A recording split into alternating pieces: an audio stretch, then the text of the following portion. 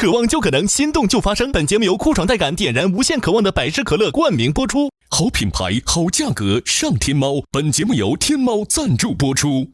美味曲奇趣多多，巧克力味豆多多。感谢我们的职场搭子趣多多赞助播出。华为全新旗舰平板电脑 MatePad Pro 5G 强光炫光，轻松大手笔。智能电混4驱，无惧雨雪湿滑。本节目由领克10EMP 指定赞助播出。本节目由专业做扫描3亿人都在用，职场必备神器扫描全能王赞助播出。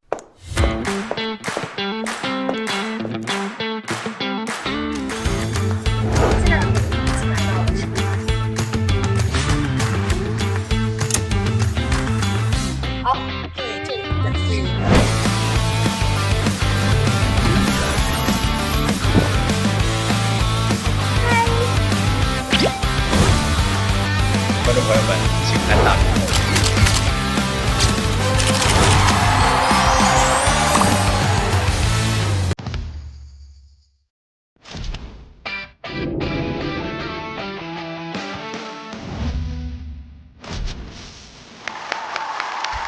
欢迎大家来到腾讯视频自制的国内首档职场观察类真人秀《令人心动的 offer》第7季。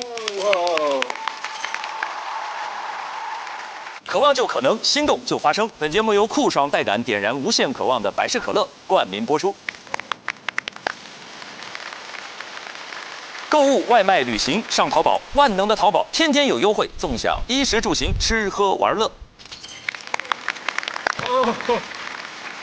美味曲奇趣多多，巧克力味豆多多。感谢我们的职场搭子趣多多赞助播出。智能电混4驱，无惧雨雪湿滑。本节目由领克10EMP 指定赞助播出。本节目由专业做扫描3亿人都在用，职场必备神器扫描全能王赞助播出。如果你对内容行业感兴趣，欢迎在腾讯校招官网 join.qq.com 投递峨眉派专项，等你来实习。令人心动的 offer 尽在腾讯校招，等你来拿。大家好，我是陈明。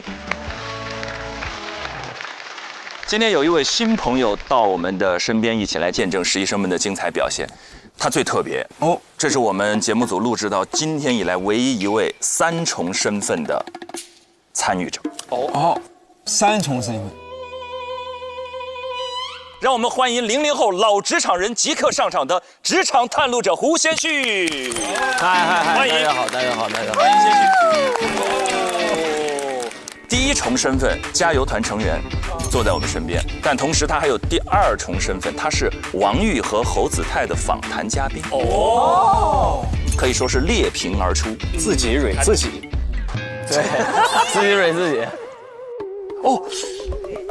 对，因为你在里面，那是不是结果你也略知一二？我感觉。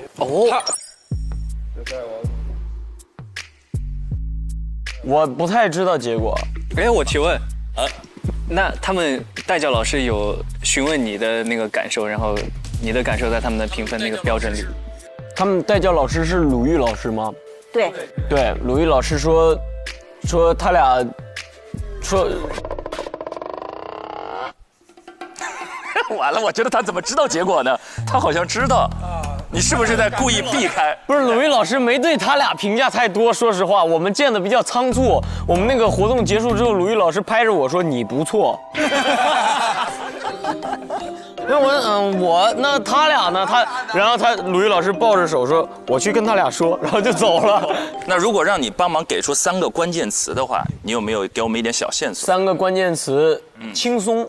轻松，愉快，然后我能感觉到这2位老师专业，哎呦，其实很专业。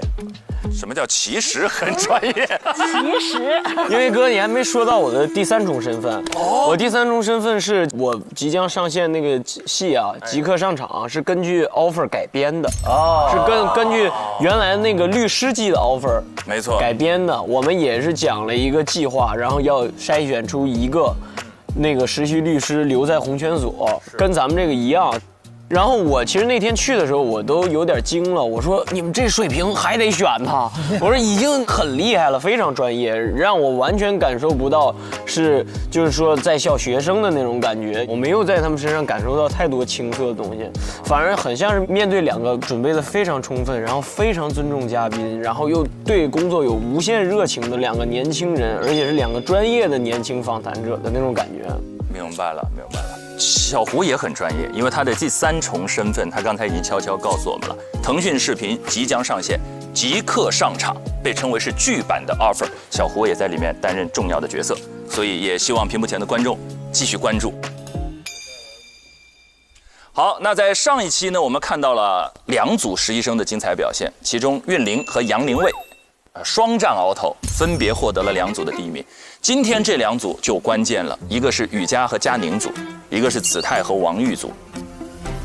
如果佳宁赢，那么子泰和王玉有一位就危险；但如果佳宁败，那佳宁作为踢馆者，踢馆失败就将离开我们阿粉。是的。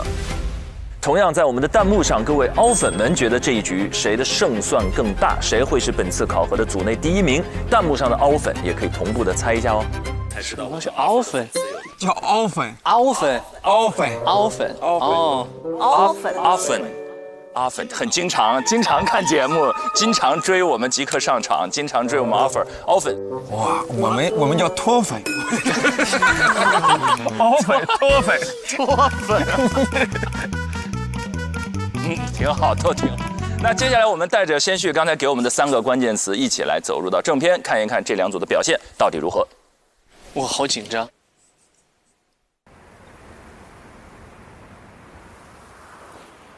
来坐，好。看来你们感兴趣的方向也都还比较统一。我们这个考核呢，是需要你们来完成1期娱乐新闻资讯栏目《东方新娱乐》的制作。哦哟，包括文娱资讯的播报，我们准备了4条文娱资讯，你们需要自己来撰写播报稿。好奇这个文娱资讯是哪4条？然后第2部分呢，我们是有一个嘉宾的现场互动的。那这次我们邀请到嘉宾是脱口秀演员孟川和赵小慧。川哥和小慧。我说老板，我想涨工资涨1000块钱。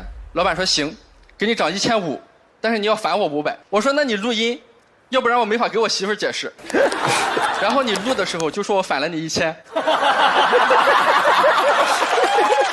昨天赢不了 PPT， 今天交不出 PPT。PPT 是什么高贵的东西啊？怎么随便在什么地方都可以支配我？我现在对 PPT 已经 PPTSD 了。这俩人挺好仿，其实人好啊，可以出东西出效果。孟川和赵小慧，那你们的形式呢，也不仅限于访谈啊。因为是综艺类节目，所以你们是可以想一些像类似于游戏啊，或者是其他的一些串场的方式的。好的，他们俩播报都很强，但是这个要娱乐感。哎，这要轻松，娱乐感挺要出梗出效果。但这个是要撰写台本的，因为我们提前要发给我们的嘉宾。那这个台本呢，需要你们明天在6点前给我。那我们这个录制时间一共是60分钟，相对来说稍微可以 freestyle 一点。对，进来，我们东方新娱乐的主持人，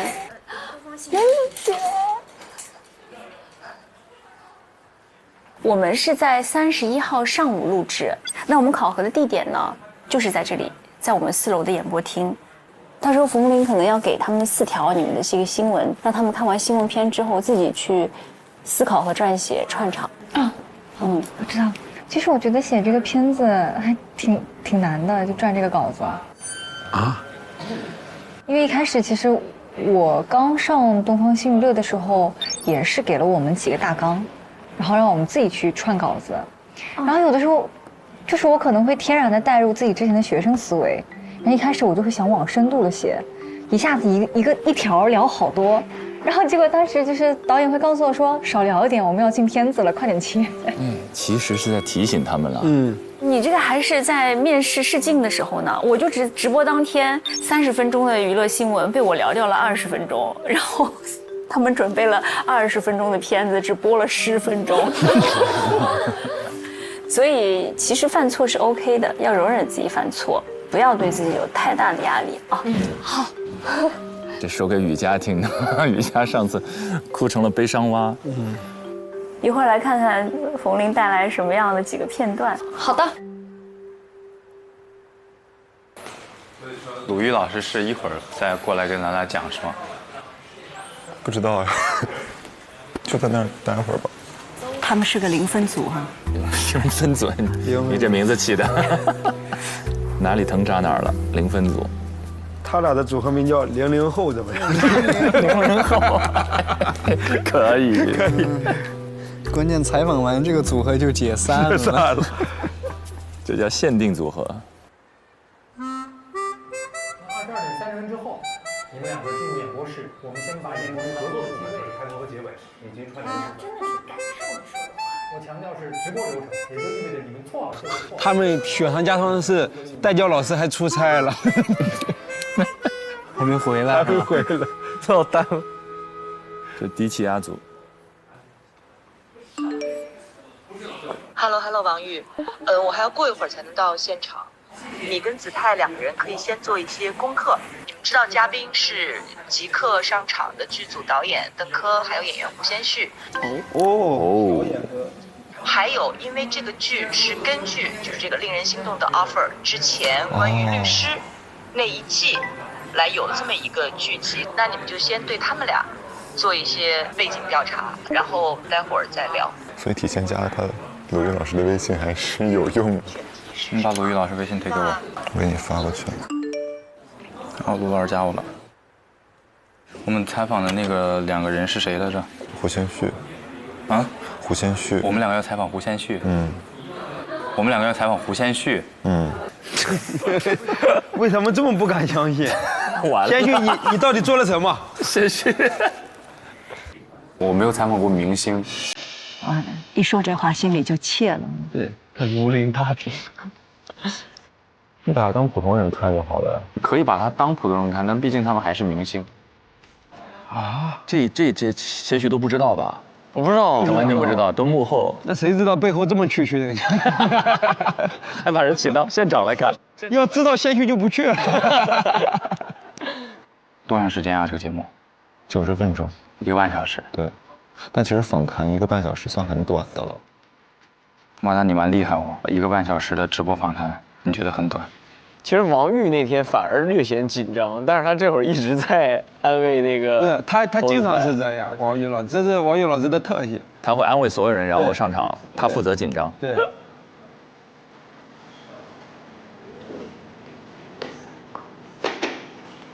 咱俩一起搞嘛，咱俩，你过来，或者我去找你。不是，主要是我都不知道搞什么，我得先看看我从哪里开始搞。好。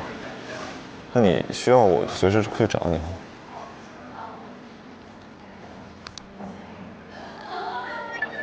我师哥呀。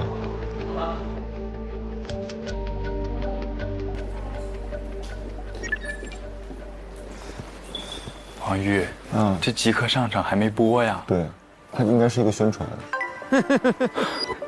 做功课，功课没有。功课网上搜不到，这。哎，你是在干嘛？在搜集他们的资料？对，你有啥想法可以同步给我。我现在也就是在搜基本信息，也就是网上都能搜到这些资料。别的还。鲁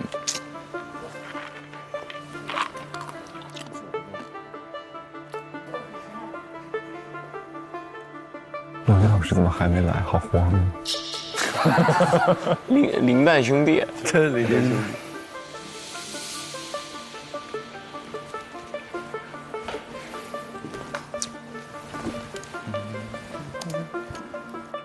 你们3个现在是一组了是吗？哇，跟你们的工位好搭配呀！这是我们的讨论桌，很好很好，我相信你们一定默契程度会很高。你天天聊天谈心。3个人当中只有1个人可以得第1哦，你们俩要争点气，老拿第1很没劲的。老拿第1很没劲儿的，我天哪！唉，现在他们所有的话都听着在讽刺他。子泰，哎，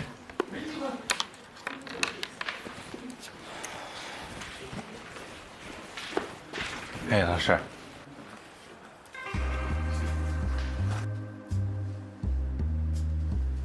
你前面好像就访谈没有试过啊？老师，我一开始其实我很纠结，我当时想选那个下一站，主要也是觉得下一站有点竞争有点激烈，其实也很简单。我没想到，他当时是避开庞征，选了王玉。因为3个人是吧？我多一个人，没事，选什么都一样。好，挺好，挑战一下。子泰的眼神有点茫然。定心丸来了，定心丸。访谈还得是鲁豫老师啊。Hello， 鲁豫老师好。我找那个王玉跟那个在陈晨老师办公室里了。鲁豫老师来了。Hello， 哦，来了。一下找到定心丸了。谢谢你那个收留他们俩。谢谢老师，谢谢老师。赶紧，对，你们俩好好再问一问吧。收留。哥把您盼来了。不好意思，我那个刚下飞机。老师，您从虹桥直接过来的？那个浦东。哦，浦东。对。老师，您要不要喝点水？没事，我刚才喝了。分组之后，内容你们知道了。对。就做一个圆桌。4个人的。你们2个人对2个嘉宾。所以你看啊，就是我看到这个选题以后，做功课特别重要。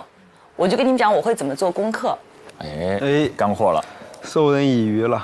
那我肯定看他们俩过往的剧，看看网上有没有对于他们做的那种长篇深度的报道，包括有一些网上比较有营养的评价。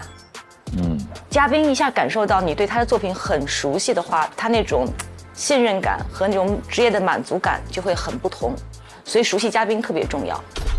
我能够找到你们俩和他们俩和这个剧和我们这个节目的共同的一个连接，就是这个词 offer。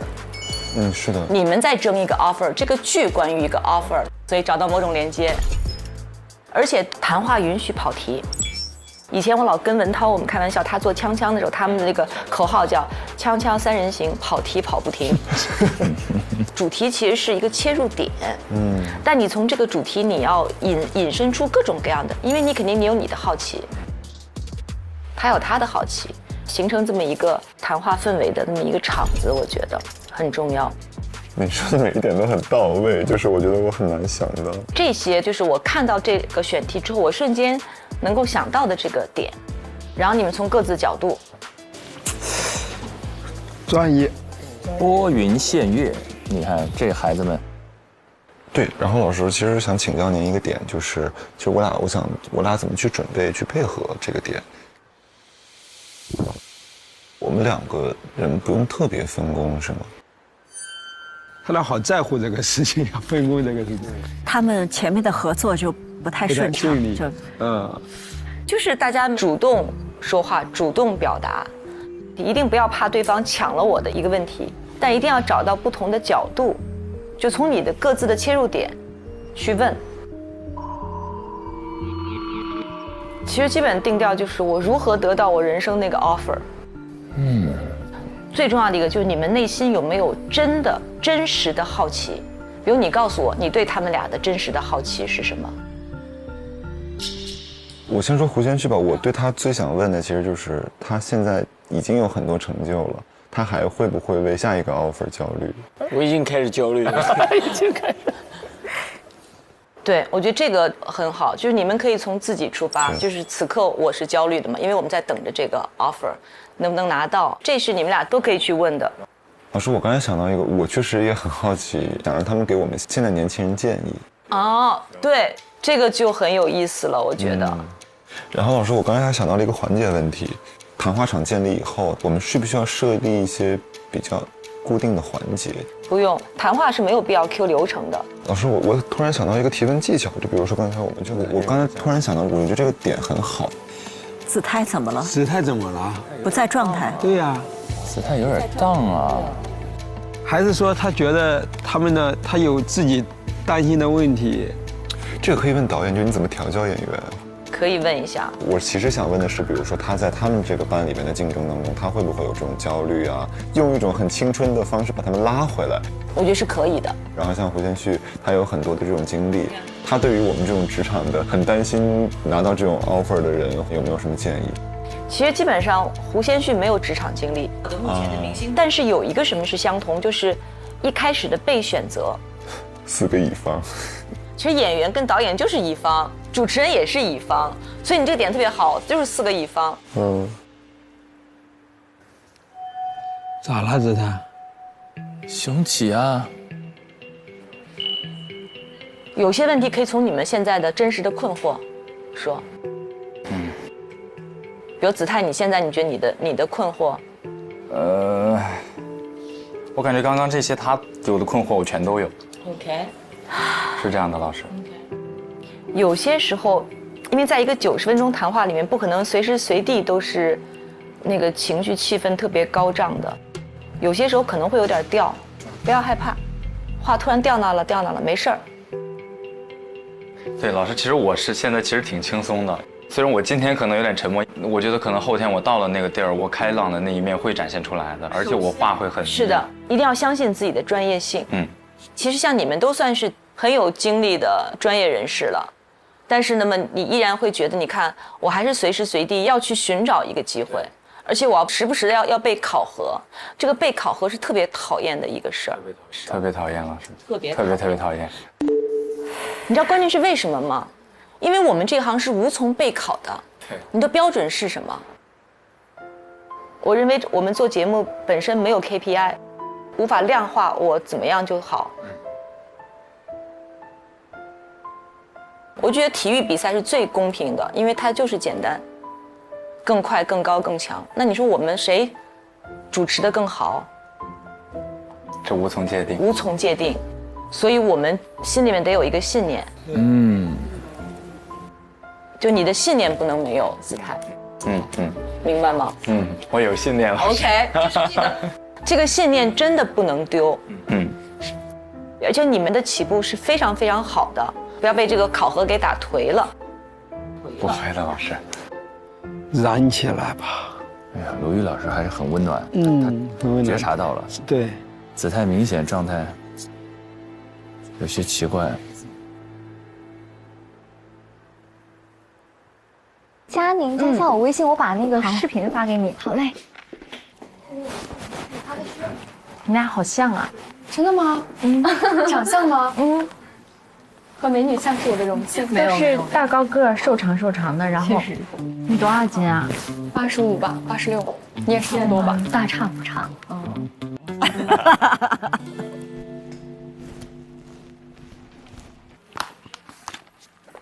哎，你逛这儿了吗？我带你逛一圈。好，走。也好元气满满、阳光的那种。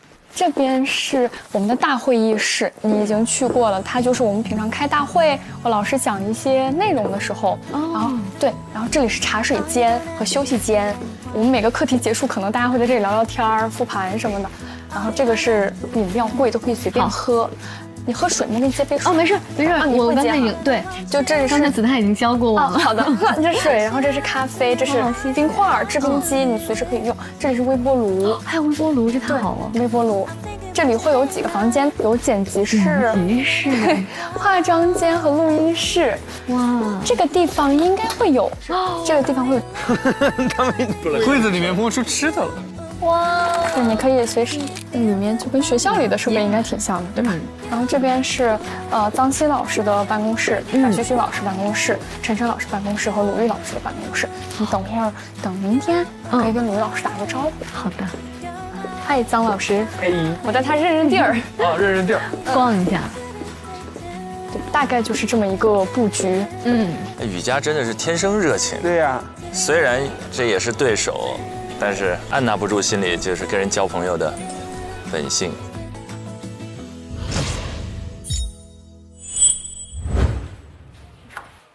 佳宁雨佳，好，走了，准备好了，东西拿好。好嘞，我们直接下楼走了。OK。是不是我们是第一个下班的了？人不都是开心第一个下班？你们要去哪里？我们要去，你猜。接下来的安排应该会让你们很开心。我要请我的组员今天晚上去吃饭。我真好，太好了，正好刚才咱俩午饭都没吃好。常见，哇哦，开心。吃完饭之后，我们一块儿去看音乐剧。哇，什么音乐剧？老师？是我们家先生演的音乐剧。哎呀，呵，我要被幸福击碎了，太幸福。对，如果你们愿意的话，你们还可以留下来跟2个演员交流一下。太愿意了，这么好的机会，对吧？雨佳松弛下来了。这是雨佳真实的那一面开始，活力满满。谢谢老师，去准备一下吧。羡慕，我也想，我说我也想去。你们走了，拜拜，拜拜，拜拜，明天见。哎呀，在所有人羡慕的眼光中，没想到第一天下班这么早。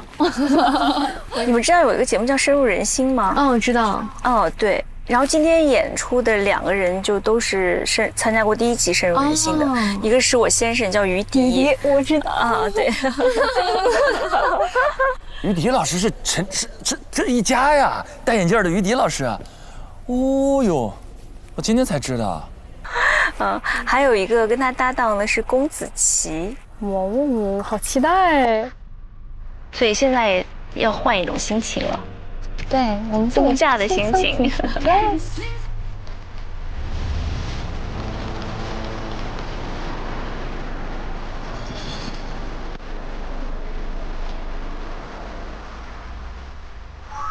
哇，好有感觉啊！哇，好不错啊！我们的小酒馆，好有感觉。你们俩坐对面吧。好的。我事先点了几个菜，就这儿的特色菜，但也不知道你们喜欢吃什么。我们可以先上，先看看，什么都能吃。对，不挑，都吃。我也是，你不挑食。然后咱俩怎么都，你们俩真是就坐在我对面，我都觉得你们俩真的身形、身高、长相都好像啊。对，连名字都是带家，对，家组合，完全把我整糊涂。真的是容有个家字。你要不要把这个牌子摘下来？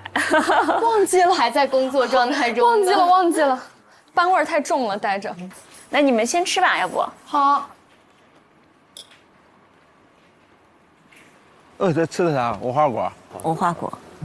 这一到咱吃饭的这个场景，你就坐起来了。所有人都听着都是吃的啥。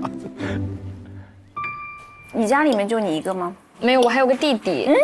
你也有弟弟，我也有弟弟。你弟跟你差几岁？8岁。我10岁。哦，有弟弟可爽了。哎，那说明咱俩弟弟是同岁，属龙。对，12年的对不？12年。我天哪！天哪！他俩真，哇哦，好，又有一个共同点了。是，这不压根儿就是一家吧？这拆开来上的节目是吧？来干杯！干杯！欢迎佳宁，然后祝福你们俩今天都很好的完成了任务。好的。说说做姐姐的感受。我弟弟是一个跟我性格非常不同的人。他是个非常慢的人，不要强的人。他最喜欢干的事情是木工，但我妈妈有时候会焦虑说他成绩不好。因为他可能觉得我成绩很好，他就想让我弟弟也成为一个成绩很好的人。但是我跟妈妈说，我说成绩好其实并没有给我带来太多的幸福。我觉得兴趣和爱好，如果他拥有是最重要的。我有一段时间，别人问我喜欢干什么，我回答不上来。我觉得我好像没有什么喜欢的，我只知道我该做什么。我没有任何喜欢的东西，我脑子里全都是绩点，数字，成绩。我是到研究生之后，就是功利主义全部都换了。姐说的有一个点特别戳中我，就好像有一段时间也不知道自己喜欢什么，就是在被我们现在所学的这个专业不停地往前推着走。就我每个假期就是也都在找各种实践的机会啊，或者怎样，我就会觉得我一回到家，一下子我就不知道自己在干什么了，就会觉得特别空虚，完全没有任何满足感，我也休息不下来，然后我就很想赶紧回到北京，继续可以找一点事情做，然后我就会觉得心里才比较踏实一点。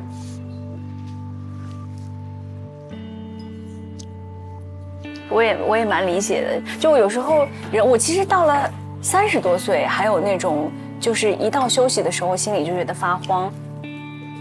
你可能仅仅是需要那种被需要的感觉，就是那个感觉，你就觉得说啊，让我很有积雪，让我很有前进的动力，哪怕这个前进的方向我也不要去想是往哪儿前进，就是我被需要。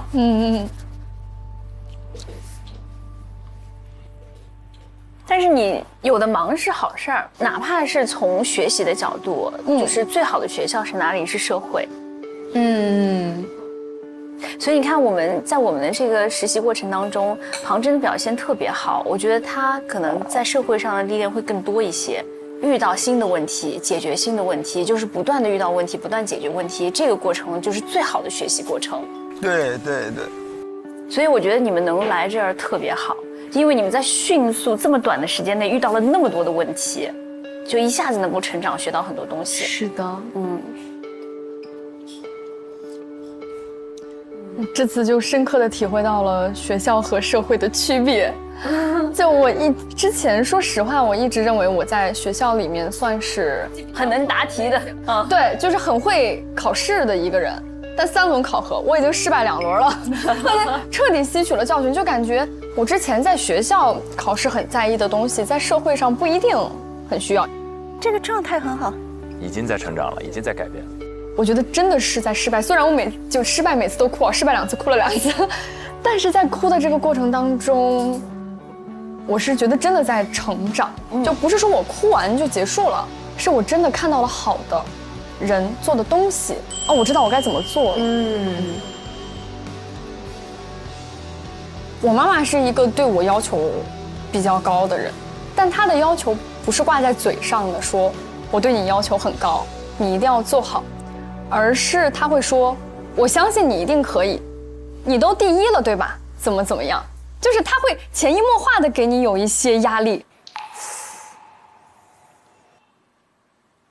所以我这个第1，我觉得一定程度上不是为我而考。我问过我妈妈一个问题，我就说，你能接受你的孩子是一个不优秀的人吗？我妈说，我好像接受不了。压力好大，压力好大。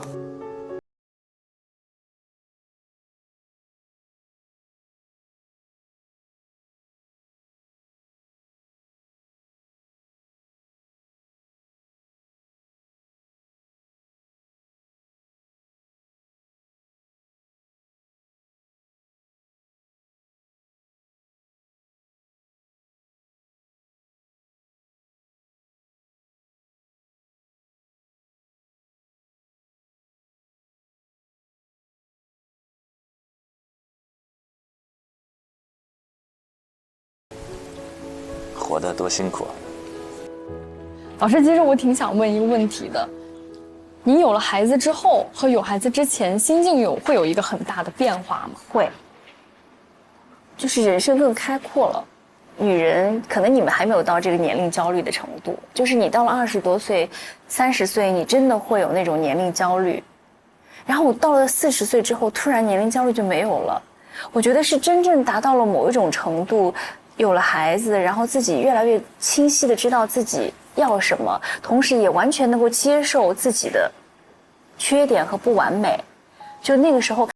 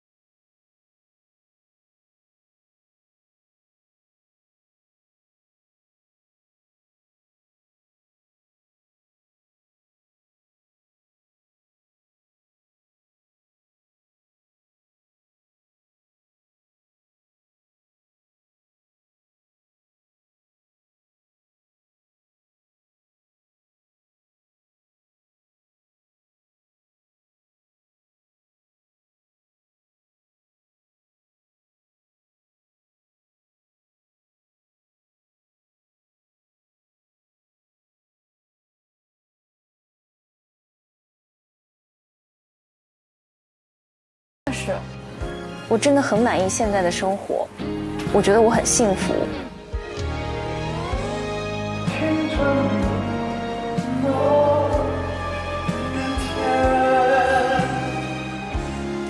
嚯，爱的凝视，我天！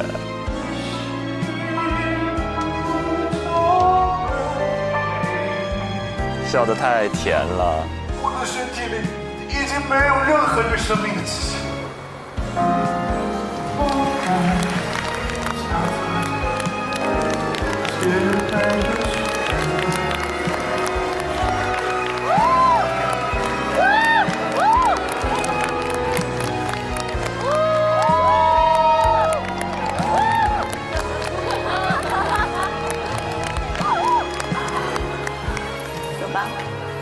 我准备跟他下班了，你们要去？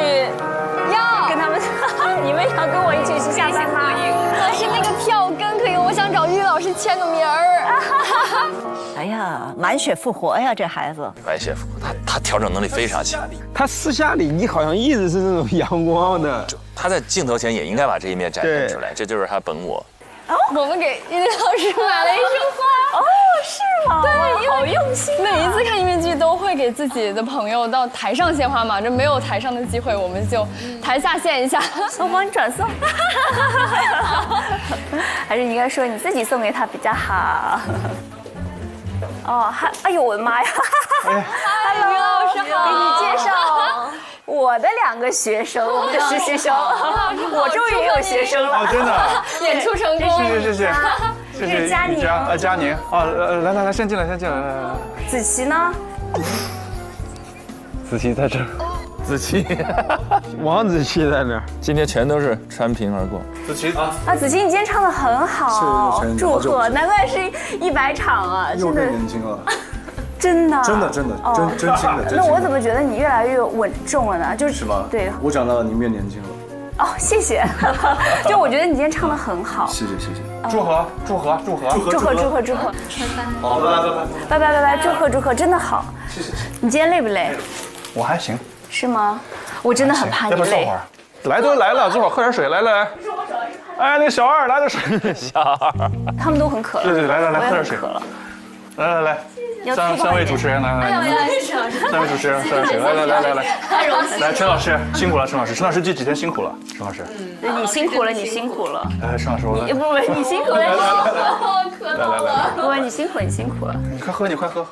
干嘛？我自己拿盖子不行啊？谢。对，这2天你辛苦了，因为我天天要上班。是呀。我坐这儿，你们俩。刚才没睡着哈。你坐这儿，他们怎么坐啊？你坐那儿。我告诉你，家庭话语权一目了然。一目了然，哎，我太熟悉了，太熟悉了，这太亲切了，这一幕。也是被支配的啊，那家伙，杠杠的。好，我坐这儿，好，你们俩坐里头。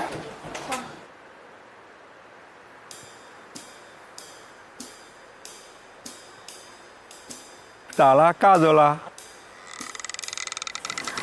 突然间陷入了尴尬。瑜伽开启个话题。瑜伽开启。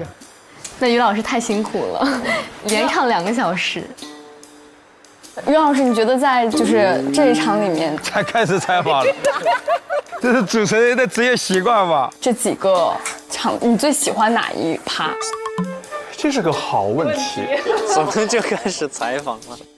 而且我刚还跟那个陈老师说里面有一个设计我特别喜欢，而且是我们那个视角才能看得到的，就是它有2个圆圈的交融。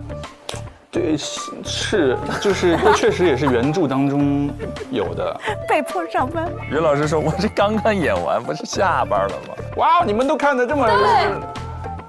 老师，所以您也参与到了这个话剧整体的舞美行动的整个的设计当中。我其实。于迪老师本人的性格啊，日常生活中的一种表现的状态啊，会不会和剧里呈现的会很像？这个太熟悉了这个问题，哎，但是他俩的配合很好哎，化学反应出来了。于迪老师甚至有点紧张，那表达力好强啊！我都出现了很多次，是不一样的点，他会在于最后他会也会像这样一样吗？然后我也很好奇，他会离开我真的没想到，结尾，我真的没想到是这个结尾。好了，那是不是也早点回去休息吧？主要我觉得你们俩都真的辛苦了。就是你们很累，你们很累。哎呀，于老师还得是我老婆。加油加油加油！谢谢于老师，祝你们有很多新的棒的舞台。会的，走，谢谢老师，老师拜拜，拜拜。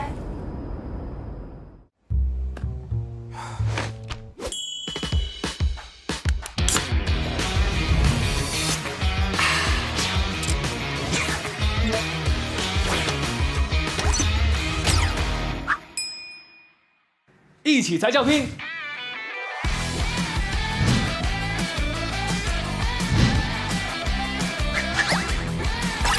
百事一起拼，渴望就可能。好玩好玩。这职业习惯你会有吗？就是不知道为啥的时候开始采访。我还好，太吓人了，被迫上班，被迫上班。刚才我们看了一下他们整体2组的备战状况，那第一组是00后组合，那第2组是双加组合。我们先说说这个00后组合好了，王玉和子泰2位在一起，子泰有点荡。哎，对，我也很好奇子泰这次的一个心情和精神状态到底发生了什么样的变化。我觉得他一方面压力大吧，因为他知道说淘汰或者不淘汰，主动权不完全在自己手里。是，第二，我觉得他第一次去挑战一个访谈，再加上要跟王玉合作来搞一个访谈，我觉得这他心里是有压力的。是因为王玉比较强，还是说王玉在风格上、在合作上？你看他什么时候荡下来的？就王玉在不断的输出说，我觉得我可以问这个，可以问这个，可以问这个，就荡下来了。我们需不需要设立一些比较固定的环节？他在他们这个班里边的竞争当中，他对于我们这种职场的有没有什么建议？老师，我突然想到一个提问技巧，就比如说刚才我们就。而且他之前做功课的时候，好像也是屡屡受挫。上网一查，发现没什么可以查的内容。那结果一见面，鲁豫老师哒一大串下来，他就觉得，哎呦，确实这些其实我刚才本应想到，但是现在好像落入下风，心理压力也很大。作为访谈者，可能最基础的准备工作重合度太高了。对，他们本来就要做分工嘛，结果简单一聊，俩人给自己领的工是一样的，所以就不知道分给别人什么。是的，而且他们这一组本来是合作，合作当中又有竞争，竞争当中又得合作，这个也很微妙。哎，你当时在接受采访的时候，你有感受到他们2个合作的时候又有那种竞争的感觉吗？没有，其实咱马上就能看到了，我觉得他俩配合的非常好。我呀，还是小看我们剪辑师了吧？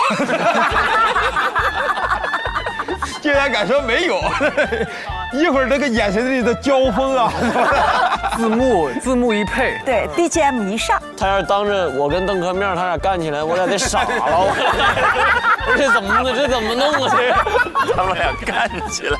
刚刚王一给我，你怎么能这么问呢？这个问题问的也太差了吧？应该这么问。来，让我们换一个角度，然后变成我俩在那打圆场。我觉得这个问题还可以。其实所有的职场，它不是都是又是合作又是竞争嘛？因为你想，任何的那个事情都会一个小组合作去完成嘛。然后你升职加薪不就少数人嘛？所以在这个意义上，你们就是对手。所以它符合所有的职场的所有环境嘛。职场的本质。对啊。你还别说，咱们 offer 节目的本质也是这样。对啊。每一季不都是所有人进来合作，但是为那最后1或2个 offer 名额。只不过他们更显性化。对，在这个较短的时间里爆发出来。这是刚才是00后组合我们的观感啊，接下来还有另一组是我们的雨佳和佳宁双加组合。双加组合，我感觉雨佳这一次的状态回来了，对，赢了一次之后信心回升，然后整个带着妹妹一直在往前走。他们这一组我觉得还蛮期待的，包括跟带教导师的沟通，在吃饭的时候有了这种生活中的交流之后，对，是不是状态会更松弛？对，而且雨佳感觉生活里她就是个阳光那种女孩，所有的你看她所有的回应都是那种特别积极，能给人情绪价值的。和美女像是我的荣幸。没有。刚才咱俩午饭都没吃好。什么音乐剧老师？她只要自然而然就非常有魅力，非常有魅力。然后他们在聚餐的时候也提到了各自的家庭，他们竟然有一个同属龙的弟弟。对，他们俩的真的身上有太多的相似点了。在家庭教育上，雨佳其实分享了，她妈妈应该是一种压力比较大的那种，而且基本上都把这种心意都灌注在自己的大女儿身上，所以必须得优秀。她终于有一句话很打动我，她说有一半是为了我自己，一半是为了妈妈。这其实比如说自己所处的家庭教育，或者说我们有孩子的情况下，对孩子的家庭教育当中，是这种无法接受孩子不优秀的心态吗？还好。就是没有什么硬性标准去评判优秀或不优秀，对，就是成绩好也不是说就多优秀，成绩不好也不是说这人就不行。读书的时候肯定会对成绩有一些要求嘛，就肯定不是希望我这个成绩特别烂的一个学生，但是也没有说啊要求我一定要考到班里第几名，学校第几名，只要我每一次考试有一些进步，哎，就会给我一些鼓励啊。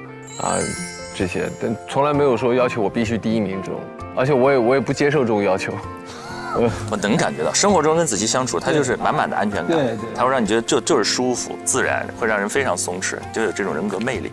这跟家庭教育也是相关的。对。俊林呢？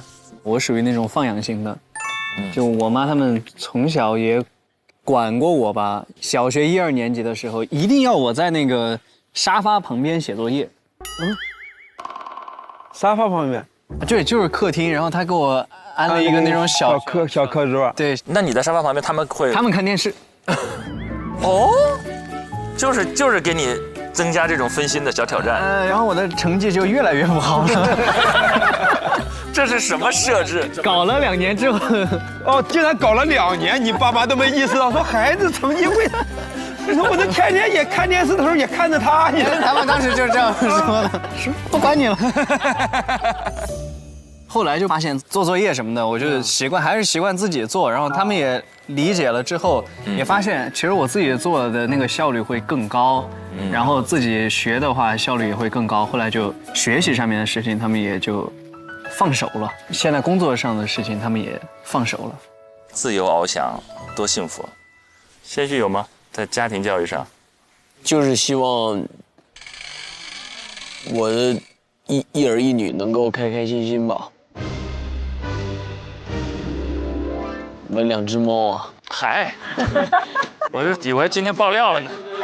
对他们没有太多的要求，想干嘛干嘛，想玩啥玩啥，想吃啥吃啥。你还想让他干啥呀？让他写个程序啊？很奇怪，我们家那个老大，我那老大那只猫。特别喜欢沉思，我家的猫也这样，是吧？它就特别喜欢趴在那个窗台上面往外面看。我那是小公猫，我那也是。什么品种啊？金渐层。我那是德文。哦，我们这问题是这个吗？可以是，我觉得是这样。他们是嘴上说就你可以不优秀啊，可以不快，但是还是会对我有一些期许。对。然后我父亲可能会相对严格一点，就希望我可以。什么都做得更好，但是这2年又有点返回去了。这2年特别能感受到我父母经常害怕我过得并不快乐，偶尔见到我就老问我你开不开心什么的，然后你只要开心就行了，你不用那个太那什么。但我自己又突然开始对工作上的事儿特别上心了。所以你看，父母要的只是你好，你既然已经在工作上那个。自己很努着劲儿了，他们就希望你开心。对你只顾着开心的时候，他们说：“那你多想想工作。”对，真是就帮你平衡一下，其实就是。是的。志胜呢？我爸妈一直要求是那种比较严的，我那个词儿都不叫说优秀，叫你得有出息。哦，有出息是比优秀更。沉痛的一个期待，更沉痛的一个期待，就是你得有出息，就是你的分数是和你这个家庭将来的命运是息息相关的，在他们看来。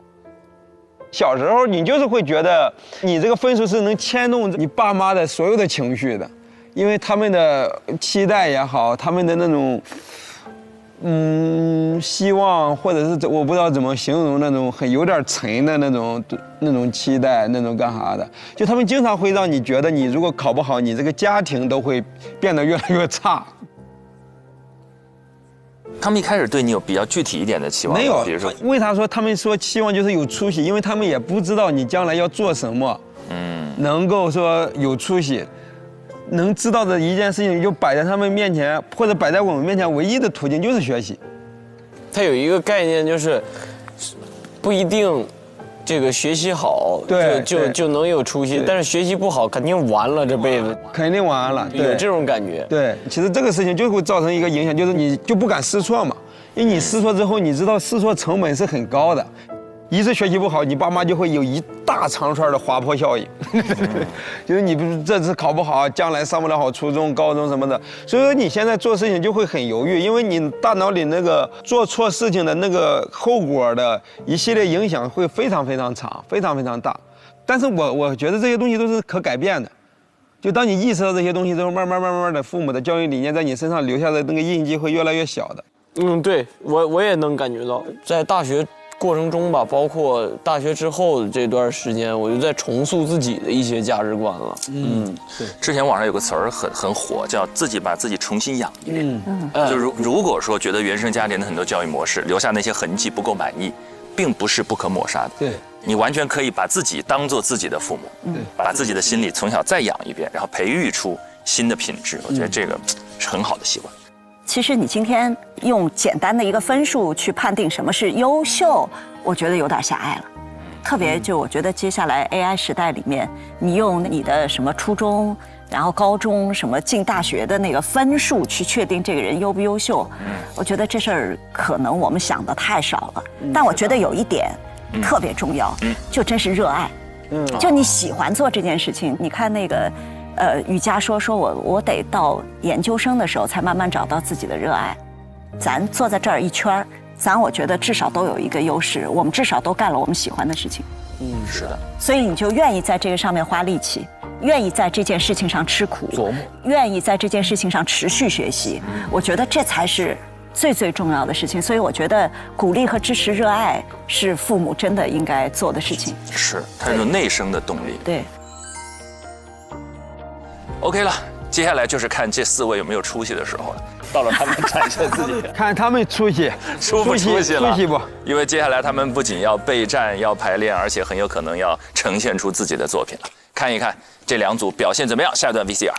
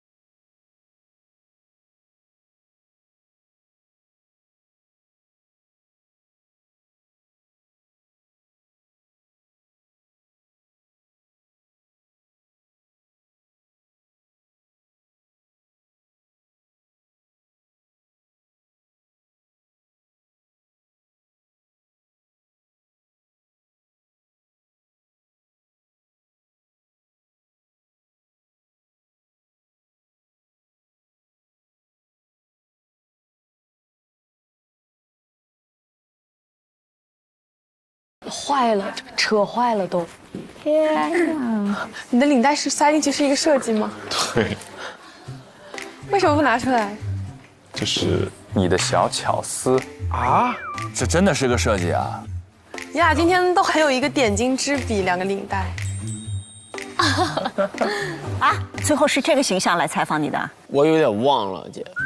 哦，你当时不想把他那个领带给他掏出来吗？我觉得非常酷。我跟你说，我在即刻上场的时候，江晨也是一直都是我现在这样的装扮，我经常把领带塞进去演一场戏，然后就很酷。你这人没法回答了。你说我就酷，我有点落入下风了。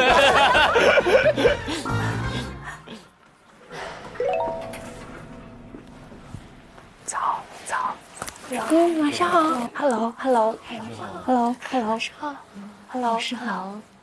你是新来的同学是吗？对，老师，昨天我面试的时候，然后您好。对，我昨天刚回来。我跟您自我介绍一下。然后我叫刘佳宁，叫我小刘就行。好。然后我是北京电影学院播音主持专业的，现在是大3的学生。哇，你还没有毕业呢。太厉害了。那你接下来要做什么？我是跟陈晨老师组做的那个《东方新娱乐》。压力好大。没关系，没关系。好，你准备。终于见到你了，谢谢。你们准备怎么样？我们瑜伽有一种吃瓜群众的感觉在那。有啥要跟我聊的吗？还是你要自己准备？我都可以，我这边随时你们要。我俩对一下再跟你。行，随时。好嘞，老师。哎呀，令人操心的2人组啊！姐，咱们现在要去吗？行，走。要不咱们去那儿？你想好你是什么的，就给个风格定位。大家好，我是温馨的依依，我是暖心的冯玲，这里是全新的东方新娱乐。你要叫啥？我是活力满满的瑜伽。好，那我也想一个4字词。有没有什么样的暖暖？想个什么？奇迹暖暖。我是奇迹暖暖的佳妮。什么暖暖？心意暖暖，温柔暖暖，爱意暖暖，春风暖暖，笑容暖暖，关怀暖暖，氛围暖暖。你这是活力满满，你真的。笑容暖暖怎么样？笑容暖暖，可以。笑容暖暖。不是满满，是暖暖啊！我写错了。你咋这么可爱？受不了了。暖暖。对。或者你先说呢？啊，前后说没啥区别。确实，我感觉我先说好尴尬。你有啥尴尬的？你不要尴尬，挑战自我。我尴尬，你别我这会儿我想赶紧一笔带过。明天咱俩那什么之前，咱俩先做那个，做什么，把自己动起来，热身起来。我们要不去沙发区？好，不用在这硬硬的坐着。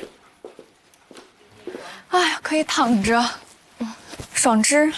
哎呀，躺着确实爽，舒服，又没扛着，好爽。北京菜，哎，咱俩这样方便聊天。我把固定的开头发给你们俩。好的，好，谢谢姐。姐，我们是在这个楼上吗？对，那你们应该是4个组里唯一一个在熟悉的场地考核这一轮的。姐，我问一个不成器的问题，是不是我们现在也不能上去感受？谁规定了不能？我也觉得可以。谢谢姐，谢谢。老师们好，老师们好。老师，那我们把提词器怎么发？微信里面，然后传这上面来。好，我去吧。 OK， 穿高跟鞋，你别动了。少一下。 OK， 谢谢老师。哎呀妈！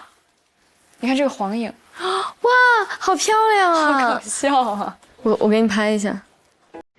啊，好美，好好笑，好美。没了，我都不知道这手机还能拍出这么美的照片。哎呀，天哪，你好会拍呀！你看这个，你看这个。哦，可以。OK， 那我们大概把词儿顺一点。来吧。好硬来，来，我先帮你看。大家好，来吧。大家好，我是这么羞耻吧？这句话，笑容暖暖的家庭。你是笑容暖暖的居民，你是活力满满。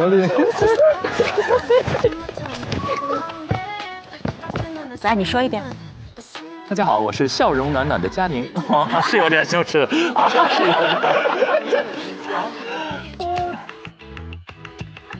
笑容暖暖怎么了？对啊，怎么了？笑容暖暖，对啊，就感觉像奇迹暖暖一样，感觉挺中2的样子。来吧，笑容暖暖。我不笑，来吧。好。Hello， 大家好，我是笑容暖暖的佳宁。挺好的，挺好的。我是活力满满的瑜伽，这里是东方新娱乐。东方新娱乐，都市文娱风向标，每周1到周517点和您准时见面。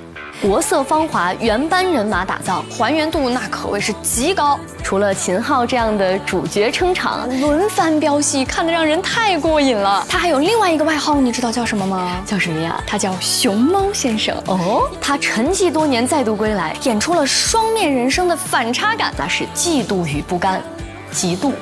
极度与不甘，而是灵魂穿透镜头。这句话有问题，我要改一下。山东段子王孟川，职场清醒人赵小慧，欢迎二位，欢迎。好，那然后前面反正还得要改，真读起来还真觉得有问题。好，走吧。谢谢老师，谢谢老师。山东段子王，山东段子王，这谁给封的王？这还有山东？那广智那算什么？山东段子王问过我们智胜跟广智的意见吗？那个今晚给孟川打一电话。打电话。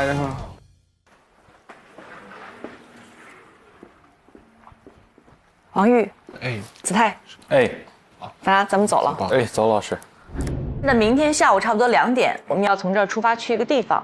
就老在这个办公室里面工作，人有点压抑，我们换一个地方。晕晕的。已经有班味儿了，这2天待的我。没有在办公室长期待那么长时间。走吧，走，拜拜。那我们走了啊，拜拜，安全。好。对。感觉离开东市有一股班味儿在慢慢的离我们远去。是的，就是感觉好像好久没有出来过了，感觉。赶紧把它破一破。哦，看看鲁豫老师带他们去哪？团建啊！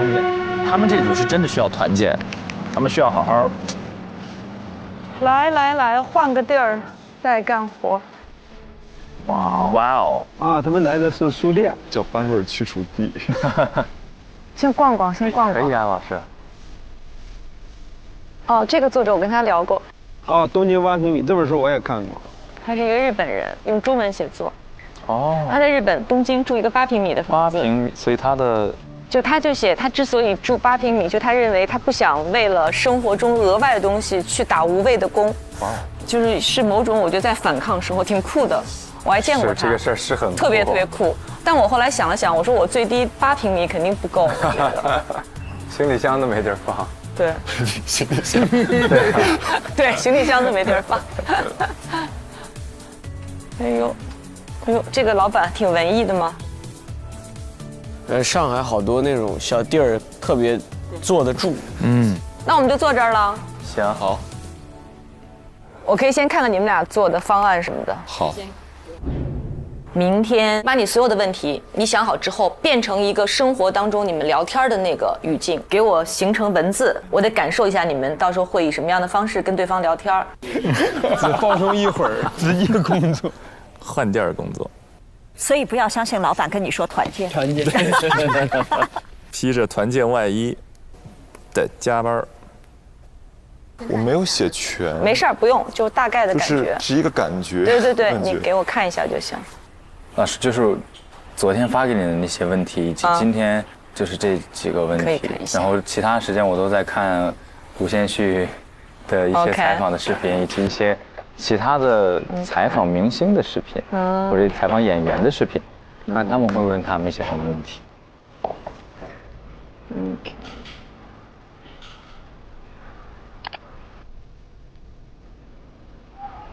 行。来，我看看王玉你的那个什么。我前面是一个比较2个人的这种访谈，然后后面我加一些背景。邓师哥、胡师哥，这么细节。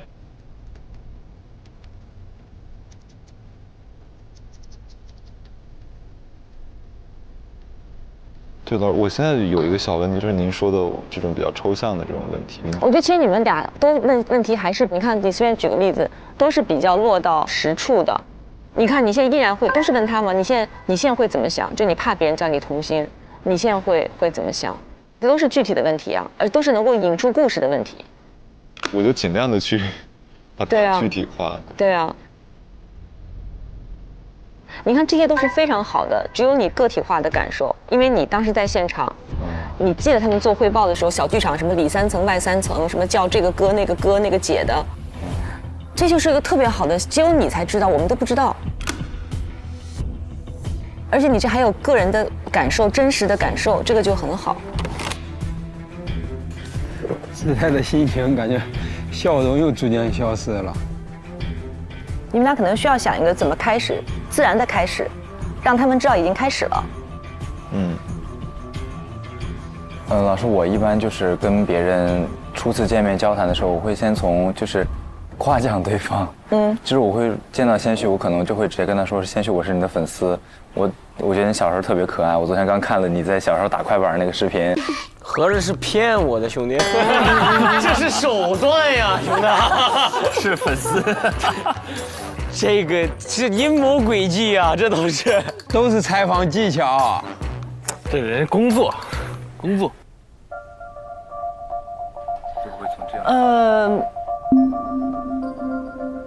推己及人。如果是我，有人当着我面夸我是爱人，我会特别尴尬。不要忘他是个 I 人，I 人很怕这些。好，确实。你的那个开场，我觉得还挺好的，就跟当下跟这当下融在一起，是一个好的切入。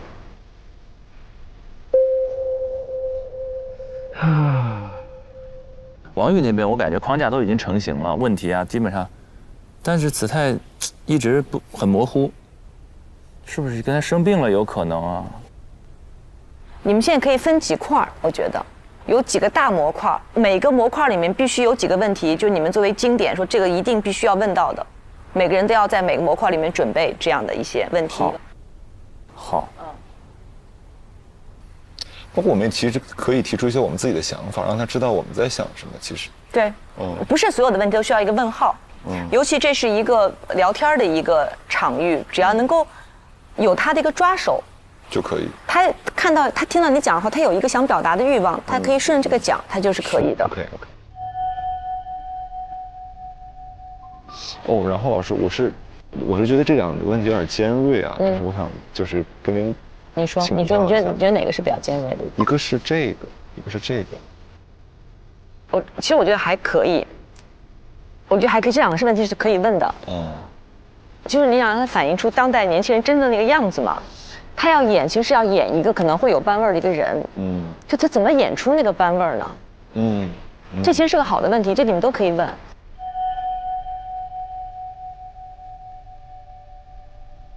邓科可以讲。我觉得这个他们俩都可以讲，邓科可以帮他。对。师哥，您现在还挤地铁吗？就拍这个职场，年轻人这个职场，你怎么拍出班味儿？从邓科切，就不会有任何冒犯。这么破碎吗？怎么了？感觉已经碎了。他确实有点碎的边缘了。他平时不是这样啊。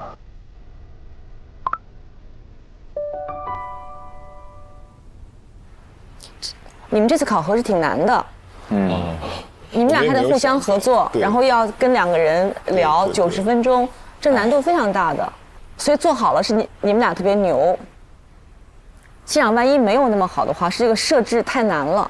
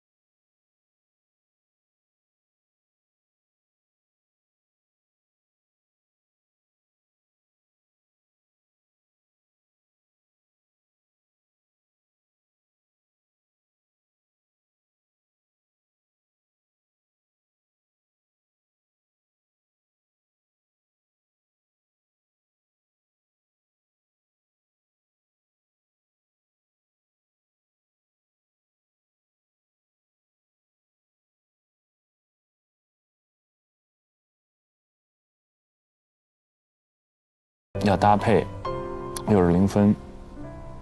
那您觉得我们需要让他们准备什么？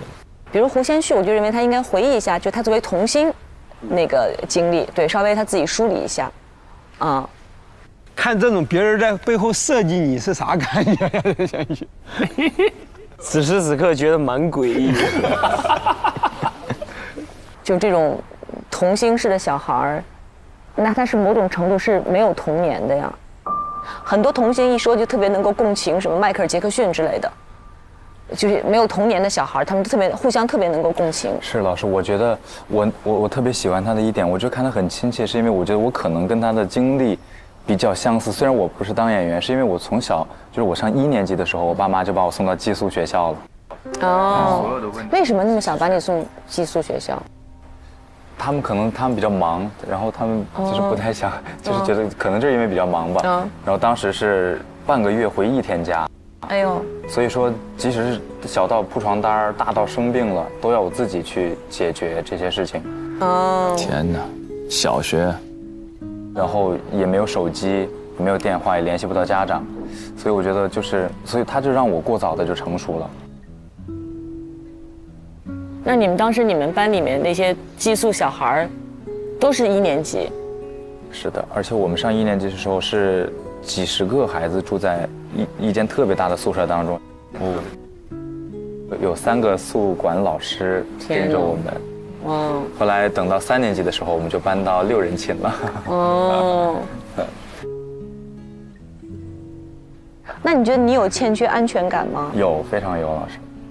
非常有，我是一个非常缺安全感的人。你安全感是从哪儿来的呢？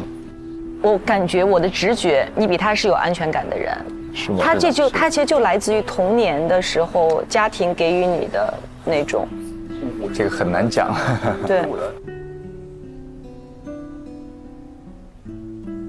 原生家庭很重要，某种程度我能够共情他，因为我小时候是跟我爷爷奶奶长大的，我不是跟父母长大的。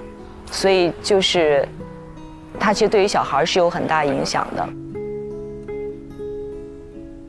因为在我长大的过程当中，可能很多人都会夸我，哇，子泰你好懂事儿啊，就是你，哎呀，你看这小孩多懂事，也不哭也不闹，从小就不想家。当时小的时候可能会觉得这是一个值得炫耀的事，但是越长大越发现，会有一些后劲儿。我跟你说，懂事儿从来不是一个小孩应该具备的优良品质。是的。懂事对于小孩来说，他其实某种程度还挺致命的。是的。所以这一点上，我觉得你可以从你的角度问问胡先煦。他应该某种程度也得懂事，因为你童星，你就得比一般小孩也要懂事。对，所以我有的时候我在看他的那些采访的时候，甚至他的一些表述的感觉跟一些眼神，我捕捉到的时候，我就觉得跟我真是有一点点像。其实是可以的，这个你们可以聊一下呀，有可能聊一下。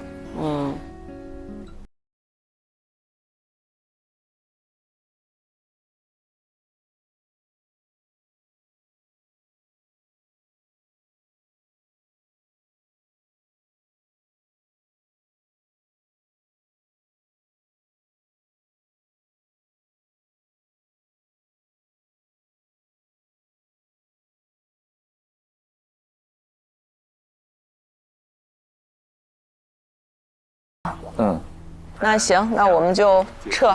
好呀，我们走吧。这也太荡了。这样。你觉得还有啥问题吗？我目前是想不到什么的。但是我也是今天才知道，你心里的那种柔软和你的处理方式，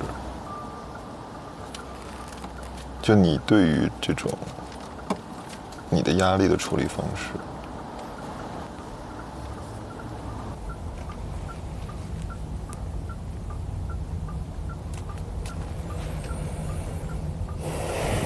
我觉得你要堵车。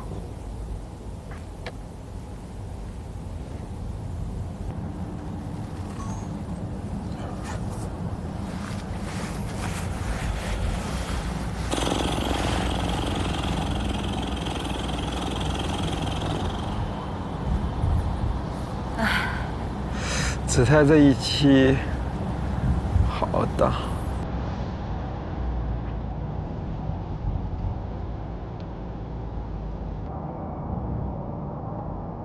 你们这次考核是挺难的。其实我们2个都有点忐忑，因为我们2个现在都是0分。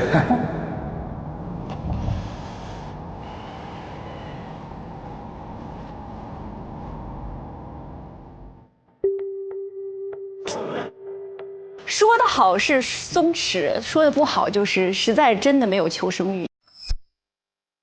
对不起，老师。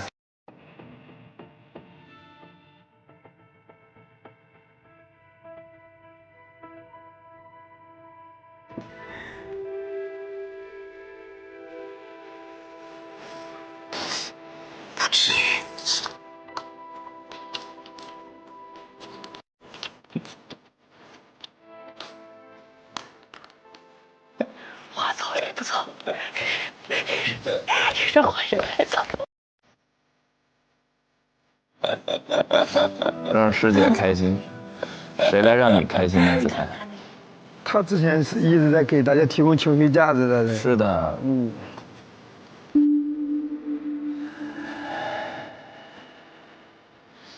我感觉还挺难的。你是那种行的，真的，得优秀，大家能看得到，真的。一个0分的，另外一个0分，我觉得你行。哎，你看他那个懂事的那个特质，其实在各种点滴上全都能有延续。真的，你看他都无所谓，你怕什么？你怎么知道他无所谓？他肯定是有所谓的，我也知道，肯定都有所谓。既然来了参加实习的，肯定都有所谓。我也知道你们可能就心里会想，准备的这么多，准备的还算觉得不错，怎么就？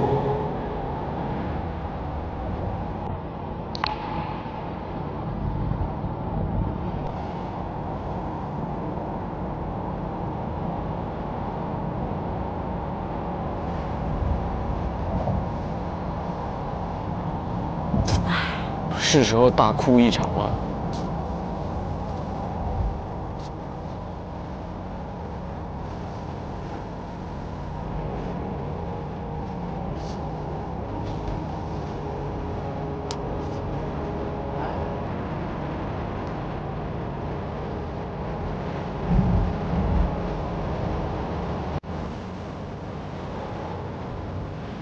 太累了，太累了。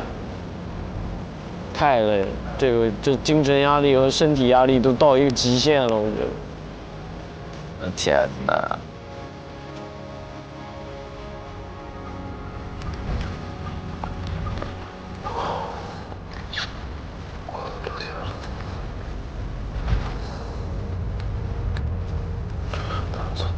几点走的啊？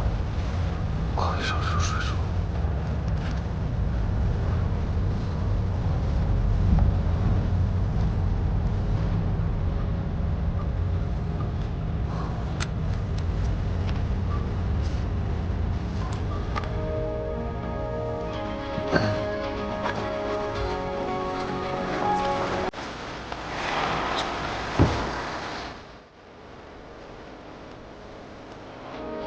我要去揪大会。哦。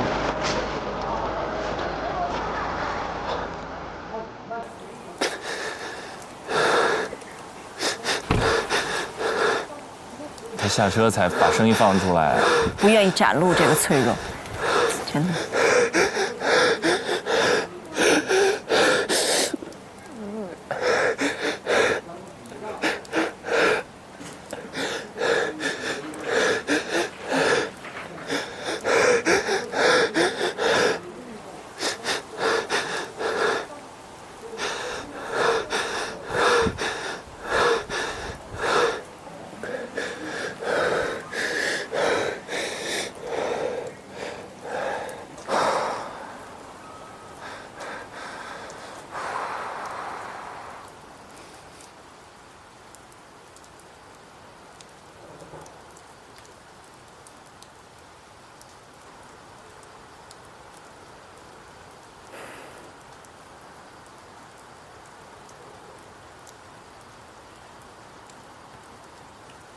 回吧。干嘛呀？待会儿。我不知道，不是我很懵，因为我很害怕，我很害怕明天搞砸，我也很害怕，我根本一点都不自信，我都是装的，根本。我面试的时候那个自信全是装的，我根本一点不自信。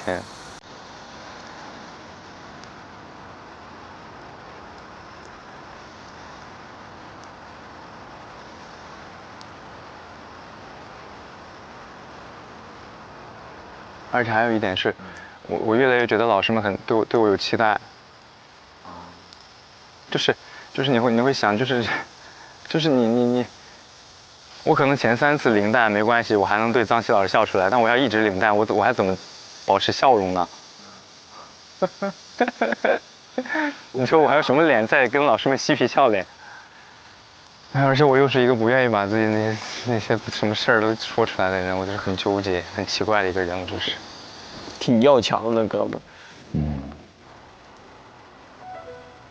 这种开朗人的那种崩溃。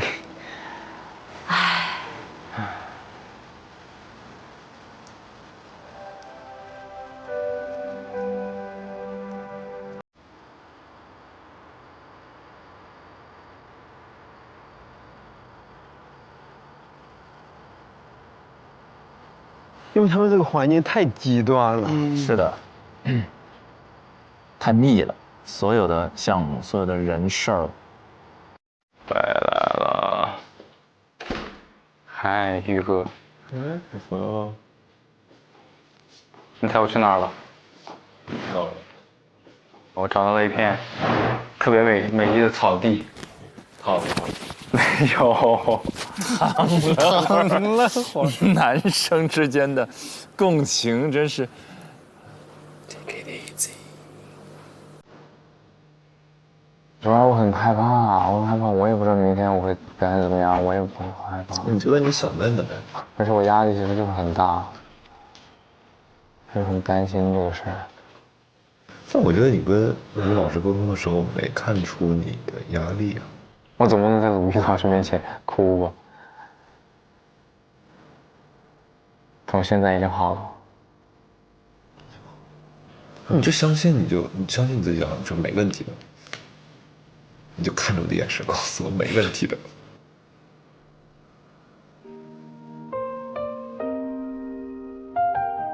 你在干嘛？你在背词吗？还是在准备问题？没有，我就是在想怎么用什么样的语言让他们更就开场。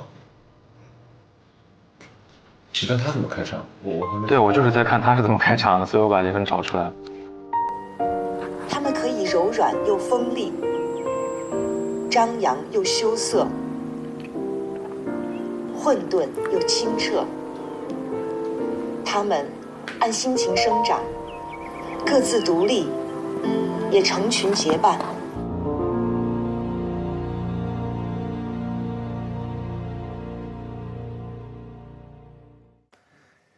哎呀，哎，不是每一个男的都会安慰人的。我们的那套词儿就是，没事儿。这算啥呀？能咋的？能咋？能怎么办？所以这已经是直男安慰人的最高水平了，对吗？最顶级的就是他说他的困境啊，噼里扑噜噼里扑噜，非常崩溃，说我怎么着，然后旁边哥们儿。那咋办？你这种，还有那种，他说完困境说，所以咱一会儿去吃啥呀？这比较常见。所以你们判断王玉的那个现场是他的确没注意到姿态的情绪，还是说他可能注意到了，只是不知道用哪种方式来安慰，所以就开始进入谈工作来转移话题，解决问题？肯定没注意到，我感觉没注意到，应该不会有一个男生看另外一个男生哭了，然后装没看见吧？应该不存在这种事儿吧？怎么也得问你咋了？你咋了？对，怎么也得问一句吧。但子泰这次哭是，其实是我最没有想到的，因为他之前一直在镜头前展露出的那种整体的状态不太有所谓，而且就是懂事儿，他会把身边所有人照顾得非常好，而且所有人情绪的时候都想在他身边，就他能给一个最坚定的支持、拥抱和安慰。但是我们确实忽略了这一点，就是那谁来安慰他呢？他也是0分，但是也不是王宇没有发现，也是他专门避开了。对，他其实很害怕在别人面前袒露他的这一面。是的，他在车上的时候，由于距离近，他声音都没有发出来，推开门才开始抽泣。我觉得这种克制也到了太极致的情况了。我觉得这个太极致了。我有过一模一样的经历，就是在2020年。反正就是那一年做的所有事情都是不顺，有中途腰斩的，有最后面临门一脚失败的，就所有的事情都是失败 ，no。有一天晚上，我坐在回学校的那个车上，我也没觉得说多难过，但是我就看着窗，我说我怎么回事？怎么就给我搞成这样子？然后那个泪水就突然间下来了。就有点想不明白为什么。你考研了，子琪？没考研。你看这是男生，他在说他流泪，他没考研了。考研了，我在流泪，哥们。没有特别理解，真的特别理解。超级懂那种。行了，别找我了。哎，其实你们知道吗？你们的这个哭，就底层那个心理状态，其实跟子泰是一模一样的。因为这是职场的特别典型的一种沮丧，叫你会发现说你努力无效。对，因为你在学校里所有的努力都是有效的嘛，对吧？你多背2单词儿，你就是多得2分啊。但是你会到职场的时候，突然就发现说，你有可能努力依然不会赢，你就不知道怎么抓住这个机会。也是一个很宝贵的经历，确实。但其实子泰刚才还提到了一个词儿，跟鲁豫老师沟通的时候说到一个词儿，也让人很心疼，就是他说我从小就是个懂事的小孩。然后鲁豫老师当然也讲了，说其实不是一个小孩应该有的优良品质，懂事。你们生活中从小到大有人说过你们是懂事儿的小孩吗？我还算是懂事儿的。俊林呢？好像我就没有什么叛逆期之类的。那我知道了，赫还在后头呢。还在后边，还没到。原来我之前有一段时间，我一直就是跟媒体特别自信声称我从来没有叛逆过，后来就突然有那么1、2年就叛逆了，就不行了，说什么都是错的。然后我一想，这不就是15、16岁青春期的那个状态吗？叛逆期的是。哦，就是说叛逆期是人生必经的一段经历吗？我现在感觉是的。他有什么具体的临床就是有什么症状吗？你可以用临床这2个字，陈老师，因为真的就是感觉激素啊什么的全不对了。怎么感受呢？什么样的感受到底？就是你心里会无名火。对，听到某些话之后，突然那激素就开始激素上升了就。而且我观察到这一点现象是，这些话可能他们以前老说，但是突然有一年就不行了，就听不得了，不知道为什么。哦哟，那你这我还没有，还没到，快了。下次我叛逆的时候，我第一时间给你说。马上发，都注意啊！我要开始叛逆了，我发朋友圈，我要叛逆了。但怎么样才发现自己又过了那个叛逆期呢？因为回首去年，觉得自己太不懂事儿了，太傻了。就回首，我说就回首那1年，不是说为人处事啊，只是对待家庭的这种态度，觉得这反常了，这不是真实的我，一定身体的某个激素方面在影响我。其实咱们重新分析一下“懂事儿”这2个字，就我觉得，比如说守规矩啊、讲礼貌啊，不会被形容为懂事儿。懂事儿就是你让渡自己的一些需求，让渡自己的一些权利，方便别人跟你相处。所以就是但凡从小这么长大的孩子，被这么夸大的那个孩子，他的外部反馈就是你一让渡，别人就夸你；你一让渡，别人就夸你。所以他特别容易忽视自己到底要什么，他会优先让你觉得开心。但总忽视，他内心还是有需求的嘛，他还是想赢的嘛，还是不想得0分的嘛。但是他还要反过来想说，老师会怎么看我？他会不会对我失望？对，所以那2股力量冲到那儿的时候，那一刻我觉得他崩了，是他既观察到了自己想要的东西，又依然怕会让别人失望，所以2股劲就顶在一起了。我觉得刚才先旭说的那1年就是一个平衡。你之前有好多年的时间过于关心关系，过于关心周边人的感受，所以中间有1年，你内心那个自我就跳出来了。对，所以人生总是要有平衡。对，所以有那个平衡阶段，确实是。就还有一个刚才片子里的小细节，就是那个开场白，有一句“我是笑容暖暖的佳宁”，我其实觉得这句话还好。我猜是不是因为那句话“笑容暖暖”。是他们蕊出来的一个，可能不是他一开始是不是没有那么从心？你们有没有在工作当中有特别羞耻的小瞬间？有啊，你看着我，有啊，你想羞耻的瞬间，你看我干什么？坐在你身边，是的，很羞耻啊！我竟然跟徐志胜一块录节目，哎，什么呀？好羞耻！我们刚刚不是还搭档吗？怎么突然又开始搞我了？俊林有吗？有啊，像我们那种自我介绍的时候，有一次我们演唱会搞那种古风自我介绍，什么在下，什么成都，什么贺无敌最寂寞。大家好，我是时代少年团贺峻霖，人称成都贺无敌最寂寞。那这么说，其实很多演员会经常遇到这种情况。入戏了的话就还好。他们那专业演员还好，我这种不专业演员去拍戏的时候就老尴尬了。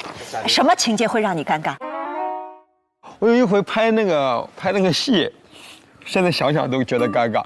他拍我们一个情感一个变化的一个戏，就我跟女主的感情升温的一个戏，就她被人劫持，然后我去救她。我救她的过程中很老套的那种英雄救美，把她救下来，然后在空中转一圈，然后我俩的眼神开始有火花，开始有碰撞出来火花，然后女主就爱上我了。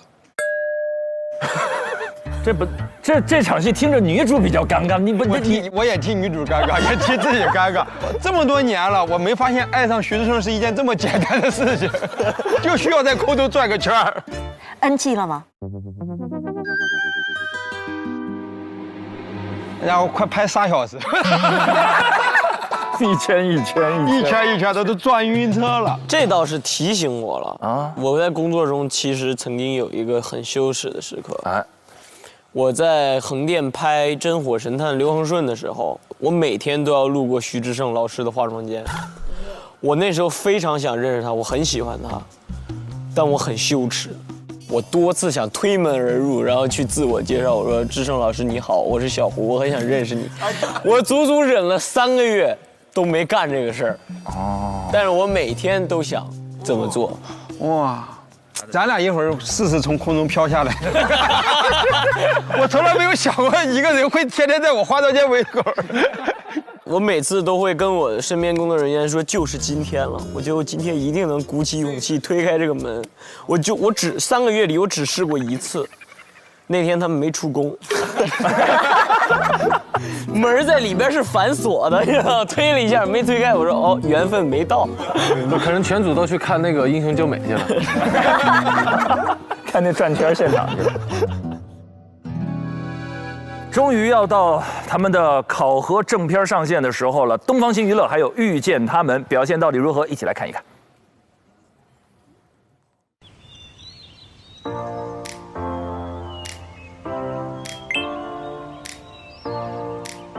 观众朋友们，大家好，我是笑容暖暖的佳宁。大家别忘了扫描屏幕下方的2维码，加入东方星娱乐俱乐部，来和我们一起玩吧。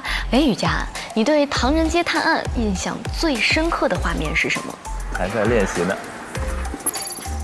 佳宁 ，Hello， 你把那个正在，我把那手卡发过去。对，咱俩今天穿的好像啊。对，很搭，这就很好。哦，这个状态很好，这个妆造还挺合适娱乐节目。哦，对，我想的是咱们一会儿跟嘉宾对，我们就不把所有问题跟他们对一遍了，就是还留一个新鲜感，让他们第一次讲给我们听。对，重要的部分，比如我们得把基本流程告诉他们。对。你们那个提词器怎么样？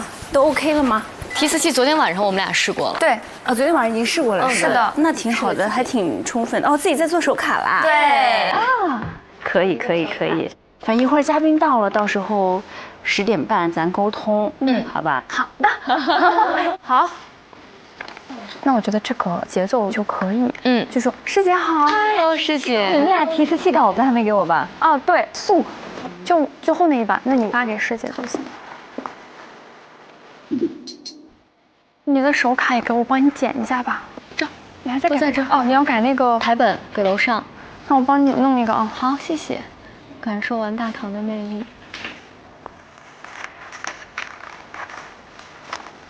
左上角。这是1对吧？对。好，嘉宾到了，你们俩抓紧时间啊。哦，好。那我们现在自己来叫嘉宾，对吧？好的。Hello， 小花老师，孟文老师。Hello， 来了。哎，介绍一下，这是我们今天的带教老师陈老师。哎 ，Hello， 你好。有那种看熟人的尴尬了，有点那种尴尬的感觉。尴尬的感觉。走吧，我们要去迎接一下吧。好，走。把那个词先不拿了吧。Hello， 两位老师好。这是我们2位实习生同学，这是李雨佳，这是刘佳宁。好了。带2位老师去小会议室吧。好的，小万老师这边请。太客气了，这。我们坐哪儿？所以随便做吧，没关系，都可以。那你们俩先跟2位老师聊，好的，需要什么东西跟我说啊？没问题，我去打点水吧。好，你先坐。然后给老师们拿点吃的。好，太隆重了，这有点。2位老师刚刚堵吗？路上？还好，还行，挺早的，那就行。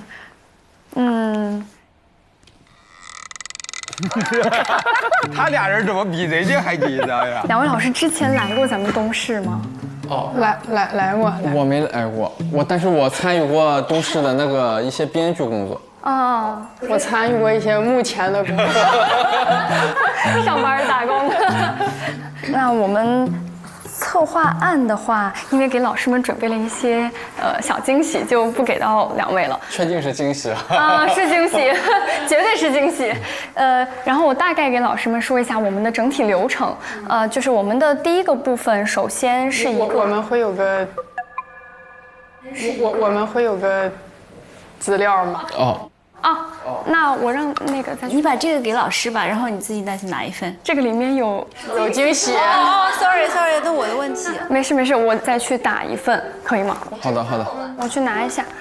脱口秀演员事儿咋这么多呢？还得要文稿，咋不给你们准备题自尽呢？哎，显得我要求有点多了。不是。我们需要一个没有提问部分的台本。好。Hello， 谢。没事，吃点喝点，当自己家一样。可以吗？好。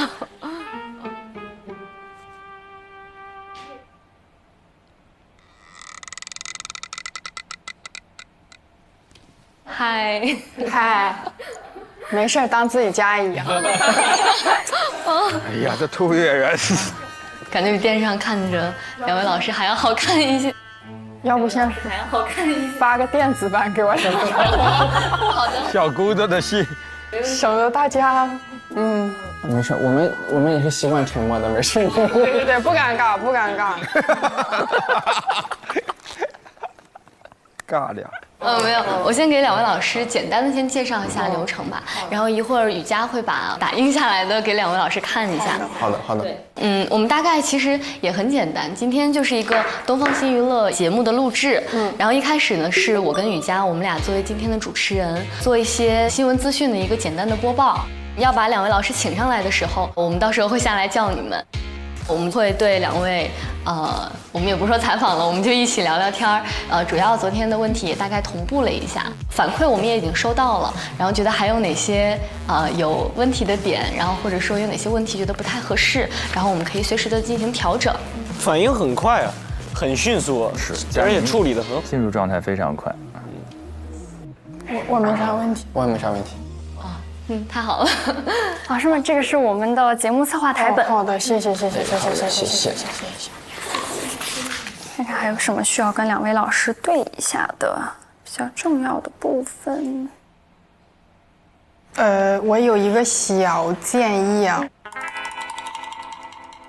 我就觉得这后面这个访谈可以加一点今年节目相关的问题吧。节目正在播，到时候你们对老师这一块其实我们是没有往台本里面去写的，因为我们是怕提前看了以后可能会没有新鲜感。对，惊喜在这儿呢，好家伙，我多嘴了。没有，那没有，您提的这个建议非常好，对，我们确实在采访的时候考虑到这点，没错。你们后边要聊那个脱口秀中的女性声音，你们今年2边节目都看了吗？对，看过了。那就还好。我们怕我们聊一些超出你们的里边，你们接不上。别这么贴心。对，就是咱们大家对齐一下。好的。我们俩出的任何问题都能当做对你们俩的考验。谢谢老师，原来是带着任务来的，还真是。那差不多，咱们就上去吧，你们俩就先上去吧。好的。一会儿见，朋友们啊。好，加油！拜拜，加油！你带他们上去吧。对，谢谢2位了。没事，多多包涵。没事，我俩也挺紧张的。你们俩挺紧张。也都经历过实习生那个阶段。再看看他们能不能让你们不紧张。我们有时候可能就是聊天开玩笑，可能怕把人家整紧张了。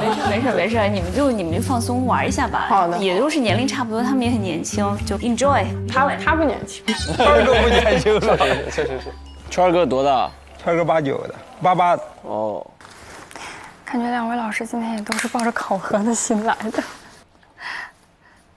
刚刚在嘉宾来之前，其实你们该做的功课稿子都应该打好的。你们刚才有点乱，那是不要想了，好好考核吧。好的。主要我们好，来吧。你们确认一下，要该带上去的东西都带上去了吗？所有的道具。我们现在整理一下。吧。走吧。好。我觉得现在不是还有5分钟吗？我们上去走一下提问的走位。我也觉得。哇，来了。放在这边吧。好。2位，我跟你们说一下啊，开始之后，观众朋友们大家好，然后我是谁，我是谁。这个时候我们看摇臂。好。稍微停一下，不要停很久，就稍微顿一下，然后活力满满的瑜伽之后就看2号机，我2号就会推上来。好的。然后就跟着提词器读就可以了。好的。老师，我们拿一下提词器的控制器。哦，我是调耳机的音量吗？对。好，谢谢。走吧，我们去准备吧。这个就放这儿吧。不过了，对吧？来不及过了，咱俩咔之后再过吧。好。我们看一下站位。小姑娘还要往这边站一点。好。观众朋友们，大家好，我是笑容暖暖的佳宁。东方新娱乐都市文娱风向标。哎，我怎么觉得这提词器速度这么慢啊？你那样可以暂停不？我没法暂停，因为它你可以快进步，就是按那个试一下。哦，这样就快了。哦，好的。它是应该有快慢。我再确认一下，就东方新娱乐的时候，我们还在看上面，对吗？我说那一句都市文娱风向标，我们其实一直是看2号机。和您见面，然后我再转到这边来，是不？是的。加油！2位，我们准备。好的，好的。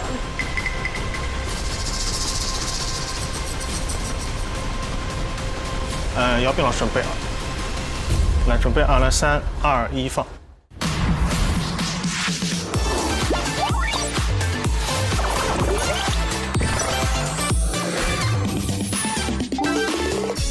好，来了。来了。观众朋友们，大家好，我是笑容暖暖的佳宁。大家好，我是活力满满的雨佳。这里是东方新娱乐。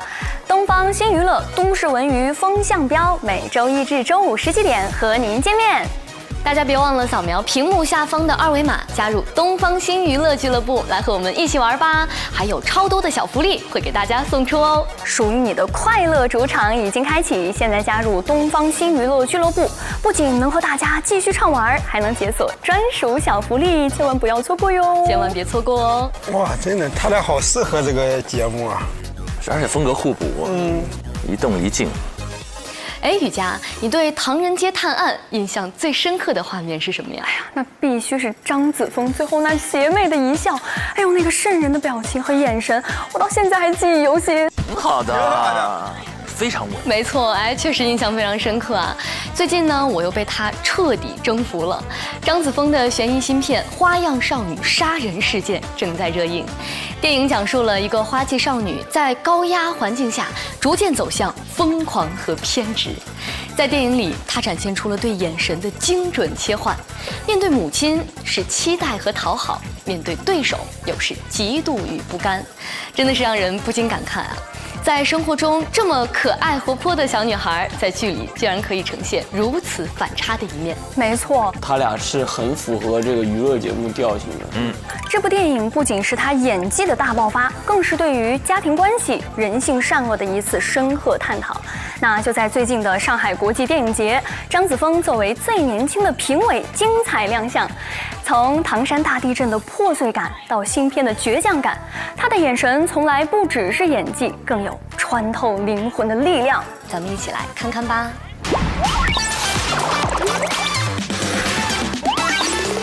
在00后新生代演员中，张子枫是个特别的存在。大家好，我是张子枫。最近，他作为亚洲新人单元评委亮相金街奖。对，2位我们片子就不等了，我们直接回来好吗？好，好。来，准备啊，来，3、2、1，开口。看完张子枫的精彩表现，咱们再来聊聊最近播出的一部硬核的电视剧，叫做《扫毒风暴》。要说这部剧啊，为啥会让人这么上头呢？除了秦昊这样的主角撑场，还有那些配角们的表现，也实在是太让人惊艳了吧？没错，可以说是全员演技炸裂，每个角色都让人过目难忘。在这部双男主的电视剧里，我们还看到了很多担任配角的老朋友，一众实力演员轮番飙戏，看得太过瘾了。哎，说到飙戏，我想到剧里给我留下很深刻印象的张氏。哎，沉寂多年归来，再演反派角色，真的是让人一下子就想起了粉红女郎，还有神话里她的精彩表现。其实2个女孩发挥的都非常的稳定。首先，娱乐新闻对于他俩来说都是他们俩的第一选择，他们2个人之间也是纯搭档，就是非常好的配合。由白玉兰最佳美术奖国色芳华原班人马打造，造型和妆容都真正的参考了古代的陶俑。其实啊，还有很多非遗文化的融入，比如说春晚中咱们看到过的斗空竹啊，还有木偶戏糖画等等。佳宁她的专业素养相当过关，她的播报声音，然后形象就很准确。像杨紫和李现他们在剧里的造型可以说是直接让人梦回大唐。雨佳就相对更活泼一些，她的状态是蛮贴近娱乐资讯播报的。没错，我关注的一位演员啊，他叫侯岩松。那之前他在《我的前半生》里就有非常出色的表现，这次在《扫毒风暴》里还是出演了双面人生的反差感。就有网友辣评啊说，全员恶人，但演技好，人设再渣，我也狠不起来。他俩的配合很好哎，发音反应出来了。没错，《扫毒风暴》里还有哪些精彩剧情呢？咱们一起来看看吧。电视剧《扫毒风暴》正在东方卫视热播，除了双男主的全力现眼外，继续啊，我们4号开始看一下，姚毕老师，我们稍微摇一下，来准备啊，来3、2、1，开始。看了这么多有意思的剧，那最近啊也有一档综艺非常的出圈。雨佳你知道吗？那就是《脱口秀和他的朋友们》第2季。哎，我可太知道了，我已经刷了非常多的高能片段了。哎呀，看的时候我就在边看边感叹啊，我的嘴替。没错，那其实呢，今天我们还给大家准备了一个惊喜，我们请来了《脱口秀和他的朋友们》第1季中2位非常优秀的脱口秀演员。没错，那他们是谁呢？是谁呢？他们就是山东段子王和车间一枝花赵小慧、孟川，欢迎，欢迎。又来一遍。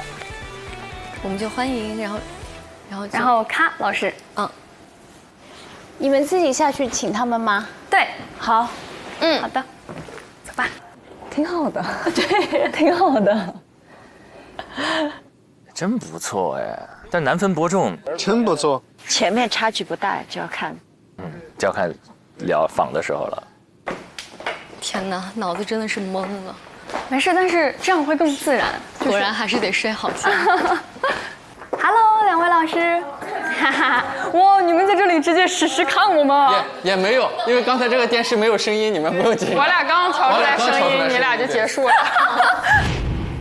听不见声音，是不是有个遥控器之类的？咱们这太把这当家了，是不是也不对？正好这有没有？你怎么没有那个按键啊？哦，好的。右下角。啊！终于。抢那个老头老太太在家喂看电视，哎，好好笑！哎，救命啊！走吧，那老师我们上去吧。好的。哇，老师今天穿搭的色系也很搭啊，比较朴素。走吧。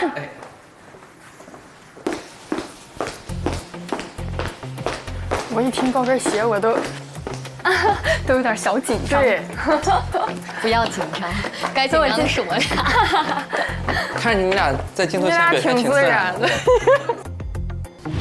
那我们比如说就以这种做播的形态，相当于2位主持人，就我们去访谈的话，有没有什么注意事项？就像晨晨姐之前跟我说的，把这儿当成你自己的家，你是在你家里邀请你的客人来，就是可以不用那么严肃，你们可以想想自己的角色定位，干货了。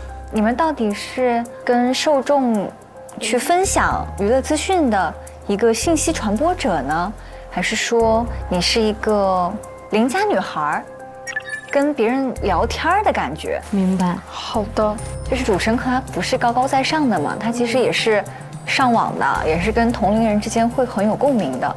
所以有的时候呢，你们看到的一些网上网友很不错的评论啊，也可以有一些共鸣性的表达，当嘴替什么的。明白。专业就是专业。那其实呢，今天我们还给大家准备了一个惊喜，我们请来了《脱口秀和他的朋友们》第1季中2位非常优秀的脱口秀演员。没错，那他们是谁呢？是谁呢？他们就是山东段子王和车间一枝花赵小慧、孟川，欢迎，欢迎。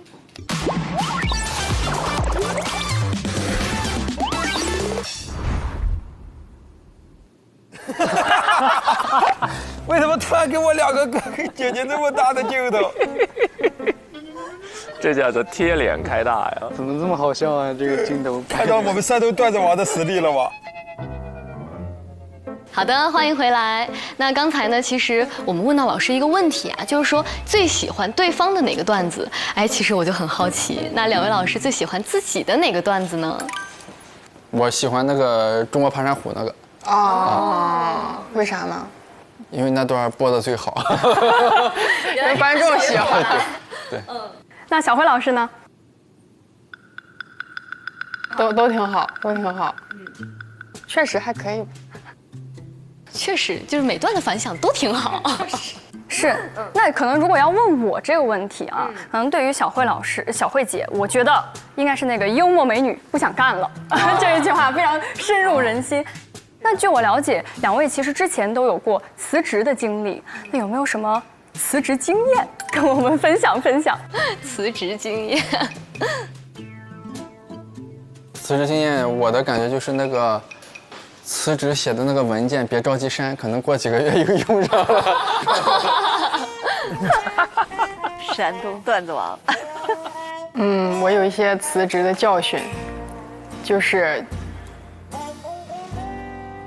尽量不要裸辞。尽量不要裸辞。是有什么样的原因吗？可能我心态差吧，真的没办法给太具体的建议。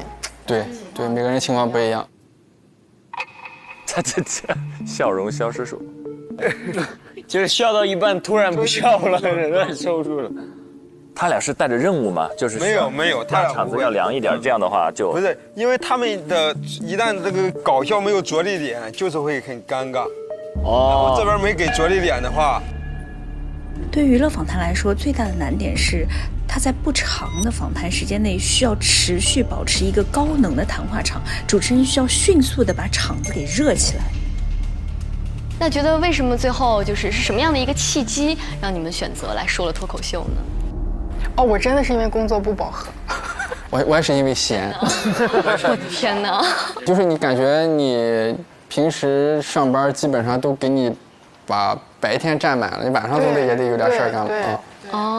所以晚上看到没？怪不得人家能成功，就是白天的时候上好自己的本职工作，到了晚上还要加班写段子。完了，小慧姐还觉得自己在躺平呢。是啊，因为刚工作的时候，工作压力确实不大，然后工作量也不大，然后还有精力写段子。现在我这个工作状态就是很难再抽时间写段子。这都是提醒你老板看，加薪。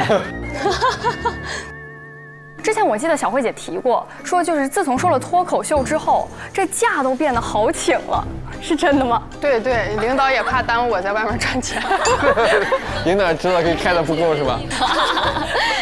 非常善解人意的。是江湖传言还是怎么说？有个大公司想请你过去当发言人之类的那种岗位。没有人找我干过这么重要的岗位，谁传的？谁在传？但是我看小慧姐经常在公司年会上当主持人，然后也会在上面说一些段子和脱口秀热场。敲钟的时候去了吗？在美国的时候没让去，然后在国内搞了一个假钟，然后每个人都能敲。哎，笑死了！太好笑了，那俩人。其实我们看到孟川老师刚才提到，又写小说啊，又写这个一些很多的段子，我就很好奇，因为像咱们平时也会写一些东西啊，但是写多了就会觉得，哎，真的觉得惨，就是已经没有灵感了，对，已经用不出来了。那所以想问一下孟川老师，有没有经历过这种就是灵感枯竭的这样的时候？进入状态了。咱们俩应该都会面临这样的问题。别咱们俩，你枯竭就说你枯竭。因为脱口秀其实消耗生活会比较大，就是你的消耗你自己的感受。对，你在那个舞台上吧，你可能要做到所谓的部分暴露，就是你得让观众感受到你这东西是你真实的反应、真实的人格。但是呢，你又得收着暴露。你现在就是感觉你暴露太多了也不好，就是你人性的那些弱点嘛，它恰好藏在喜剧里的时候，可能是最好的。现在刚刚这句话就暴露的太多了。其实现在可能在互联网上有很多这种关于脱口秀啊、女性声音，好像脱口秀中出现了越来越多的女性声音。那两位老师是怎么看待这种变化的？包括觉得跟第一季相比它最本质的这个区别是什么？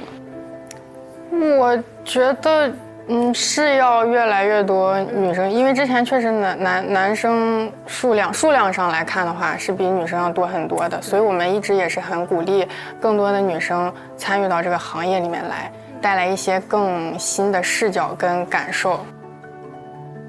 佳宁提的几个问题都是有敏锐度的。你们会更喜欢哪个题材方面的段子或脱口秀呢？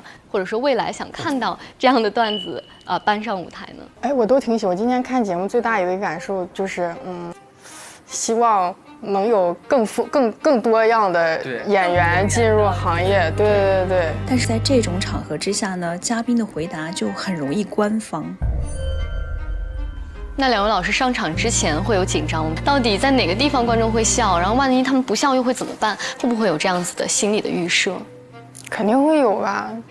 上台之前是，尤其是就是咱们写段子好多都还挺新的段子，他其实那段子心里是没底儿的，是开放麦。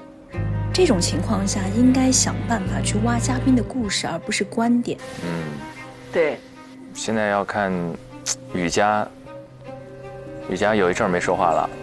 对，我们也看到像孟老师把很多的可能和自己家庭啊、和女儿相处的日常啊，包括和妻子的很多日常，都搬入到这个脱口秀的段子里。那你觉得就是讲了这些之后，对自己的生活有没有什么发生了什么样的改变？有没有什么影响？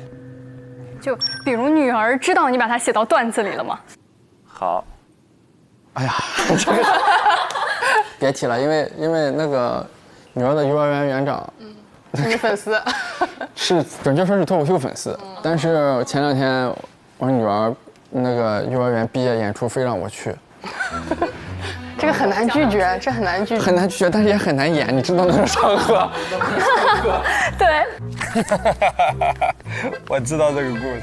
给幼儿园表演，跟家长们。小孩嘛，因为是又有小孩又有家长，你讲那东西，你小孩高兴还是让家长高兴，这也是个选择。没错。我就说我不讲脱口秀了，然后他说那你随便选一个，我就跟我女儿就是一块唱了个歌，然后就是我给她伴奏，但是呢就是那个，怎么说呢？怎么说呢？拉下了浓墨重彩的一头。家长代表发言又让我上去了，然后呢，你作为一个脱口秀演员，你也不好意思光说话，一个梗也没有吧？讲了2个梗，的条子鸦雀无声，道心崩塌，真的是，我觉得我上来干啥呢？其实就幸好他们那个录像没放出来，我最后还挺开心的。道心崩塌。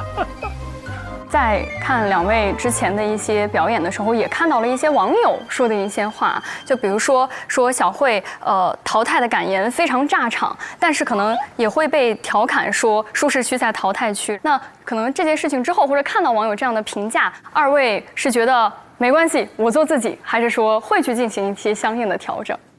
现在淘汰区也让我不太舒适了，压力很大。我现在没有一个区让我觉得舒适了。淘汰区去年开始卷起来了，都开始一人一小篇作文，都开始。对啊，坐到那个淘汰间，那个小鱼掏出来一张那个 A4 纸，就在那写那个淘汰感言。我说啊，然后他问我要不要写，我说不写了吧。他说抓紧写吧，还有时间。然后我也拿一张 A4 纸在那里写。小鱼都还是好的，有的演员知道这一轮可能晋级不旺，他提前不写段子，写淘汰感言。那卷那个啊，真有啊！卷那个，发力在淘汰区。然后雨佳呢，有一些现挂的东西、发挥的东西，包括听到一个嘉宾的梗，然后他会追问一下，就这种东西他出来的会更多一些。您说很多人找你签名儿是吧？我们等一会儿也可以有幸找您签个名。买书了嘛就签名。那必须得去下单一本，但我们有线下就可以直接有兔签。可以，你们没准备书的话也不用那么为难。兔签也是之前孟川自己段子里的梗。那比如说就冷场这，主持人会对冷场热场有要求吗？其实是有的。就比如像晚会主持、舞台主持，你一个问题抛出去之后，台下鸦雀无声，无人回应，调动这个气氛。但现在你们俩这个状态还好，就是两个人就不容易冷嘛。就在所以脱口秀演员主要是一个人的战斗嘛，在台上。那比如你讲出一个段子，底下没人笑或者比较安静，你们会觉得心里有压力吗？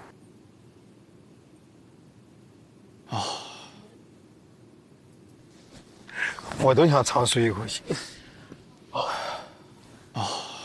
在舞台上有没有经历过这样的时刻？有，经常。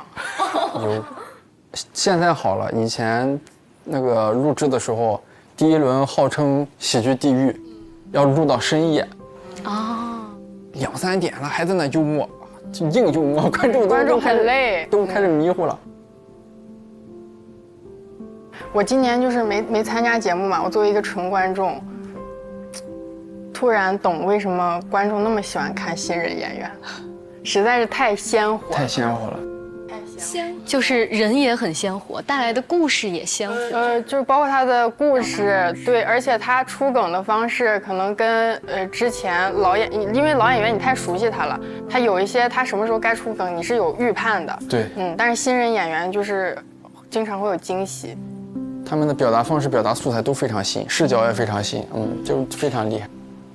我看我就是第4轮的时候，看那个反送一上台就死气沉沉的，自己都看不下去自己。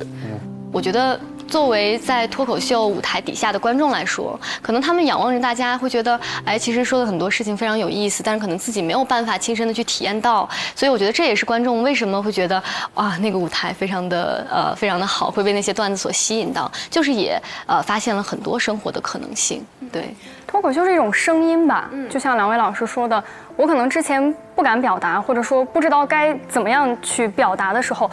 来了这个段子，我看了这场脱口秀，我才知道，原来这个是可以说的，原来这个是可以探讨的。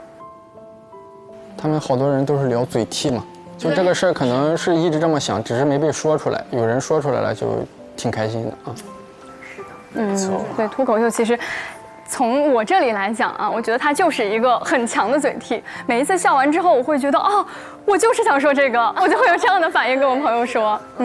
那2位老师，其实我看了一下2位老师的微博，2位老师里面都提到了有其他的综艺也正在录制，那也有其实有很多粉丝喊话孟川老师明年开不开专场这样的话。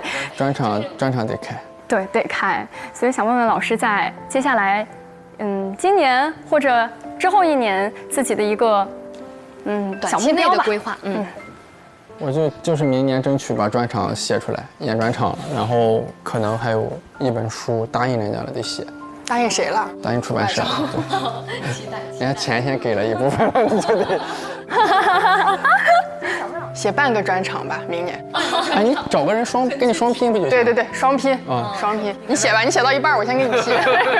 现在就已经在这定下了，就可以合作了。就接下来，没错。要合作的话，两位老师的风格方面，我觉得还是很有看点的，我很期待。那就非常感谢两位老师今天来参与我们的采访和访谈。真的是给我们带来了很多，要么是有意思的这个故事，要么是非常深度的一些想法。而且我发现咱俩每个点啊，老师们都接得住、说得来，两位老师的沟通也很好。说了句大实话。期待将来能在这个平台上见到两位老师更多的精彩表现。对，希望之后还有机会能跟老师继续交流。好的，那今天的东方新娱乐节目到这里就全部结束了。那在最后，我们一起跟镜头、跟观众们说拜拜吧！来，3、2、1，拜拜！观众朋友们，下期再见，拜拜！好的，谢谢，非常谢谢各位老师，辛苦了，谢谢老师们。挺好，挺愉快，挺融洽。棒了呀！老师，我也是山东人。你普通话好好。好工大。看我一眼是啥意思？你还在看我一眼？把两位老师送下楼。你俩讲得非常好。谢谢老师。两位老师讲得也很好。两位老师，我们往这儿走。老师这边，我带你们下去。走。老师们觉得刚刚的聊天还挺轻松的吧？挺好的，挺轻松的。行，你们忙着，没啥事。好的，没事，我们跟你们一起。依依不舍呢，觉得都还没过瘾。对啊，还没聊够。昨天差点没飞成，晚上还好赶上我。对，还好起飞了。拜，辛苦，拜。哎呀，怎么样？两位老师太好了，是吧？又是非常好的采访嘉宾。他们会主动帮我们补很多话，对，帮我们接很多内容。我来，我们正好也复盘一下吧。好，我去拿电脑。他们还有几分钟下来了，差不多。好，应该也差不多准备好了。好 ，Come on， 子泰，五是不是要出来了？好冰，是不是？那好像混世魔王来了，这个太吓人了。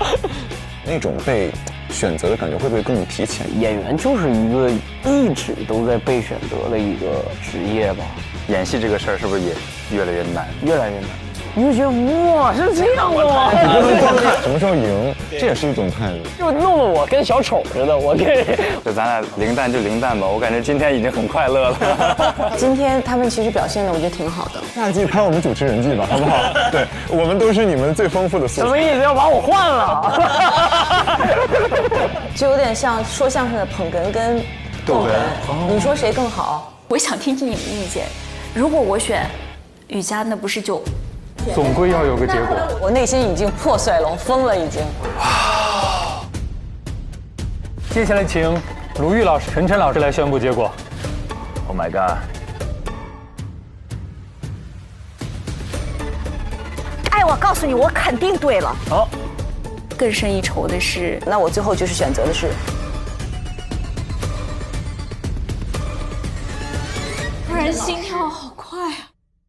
渴望就可能，心动就发生。本节目由酷爽带感点燃无限渴望的百事可乐冠名播出。华为全新旗舰平板电脑 MatePad Pro 5G 强光炫光，轻松大手笔。你想成为怎样的人？在追逐的梦怎样成真？你带着对未来的疑问，奔跑着，前行着，坚持着。拼搏着，你可以打破极限。上微博搜索“令人心动脑粉”，最终节目资讯等你解锁。上微博参与“令人心动脑粉”话题讨论，选出你看好的主持新生，见证最终 offer 的诞生。上微博晒话题“令人心动脑粉”，分享出片名场面。更多节目精彩资讯尽在新浪娱乐微博综艺、新浪综艺。上新浪新闻客户端搜“令人心动脑粉”。看节目更多精彩内容，百度一下你就知道。上百度 APP 看百度热搜，get更多热点内容。独家中文百科合作伙伴百度百科。上百度搜索令人心动的 offer， 精彩内容尽在百度百科。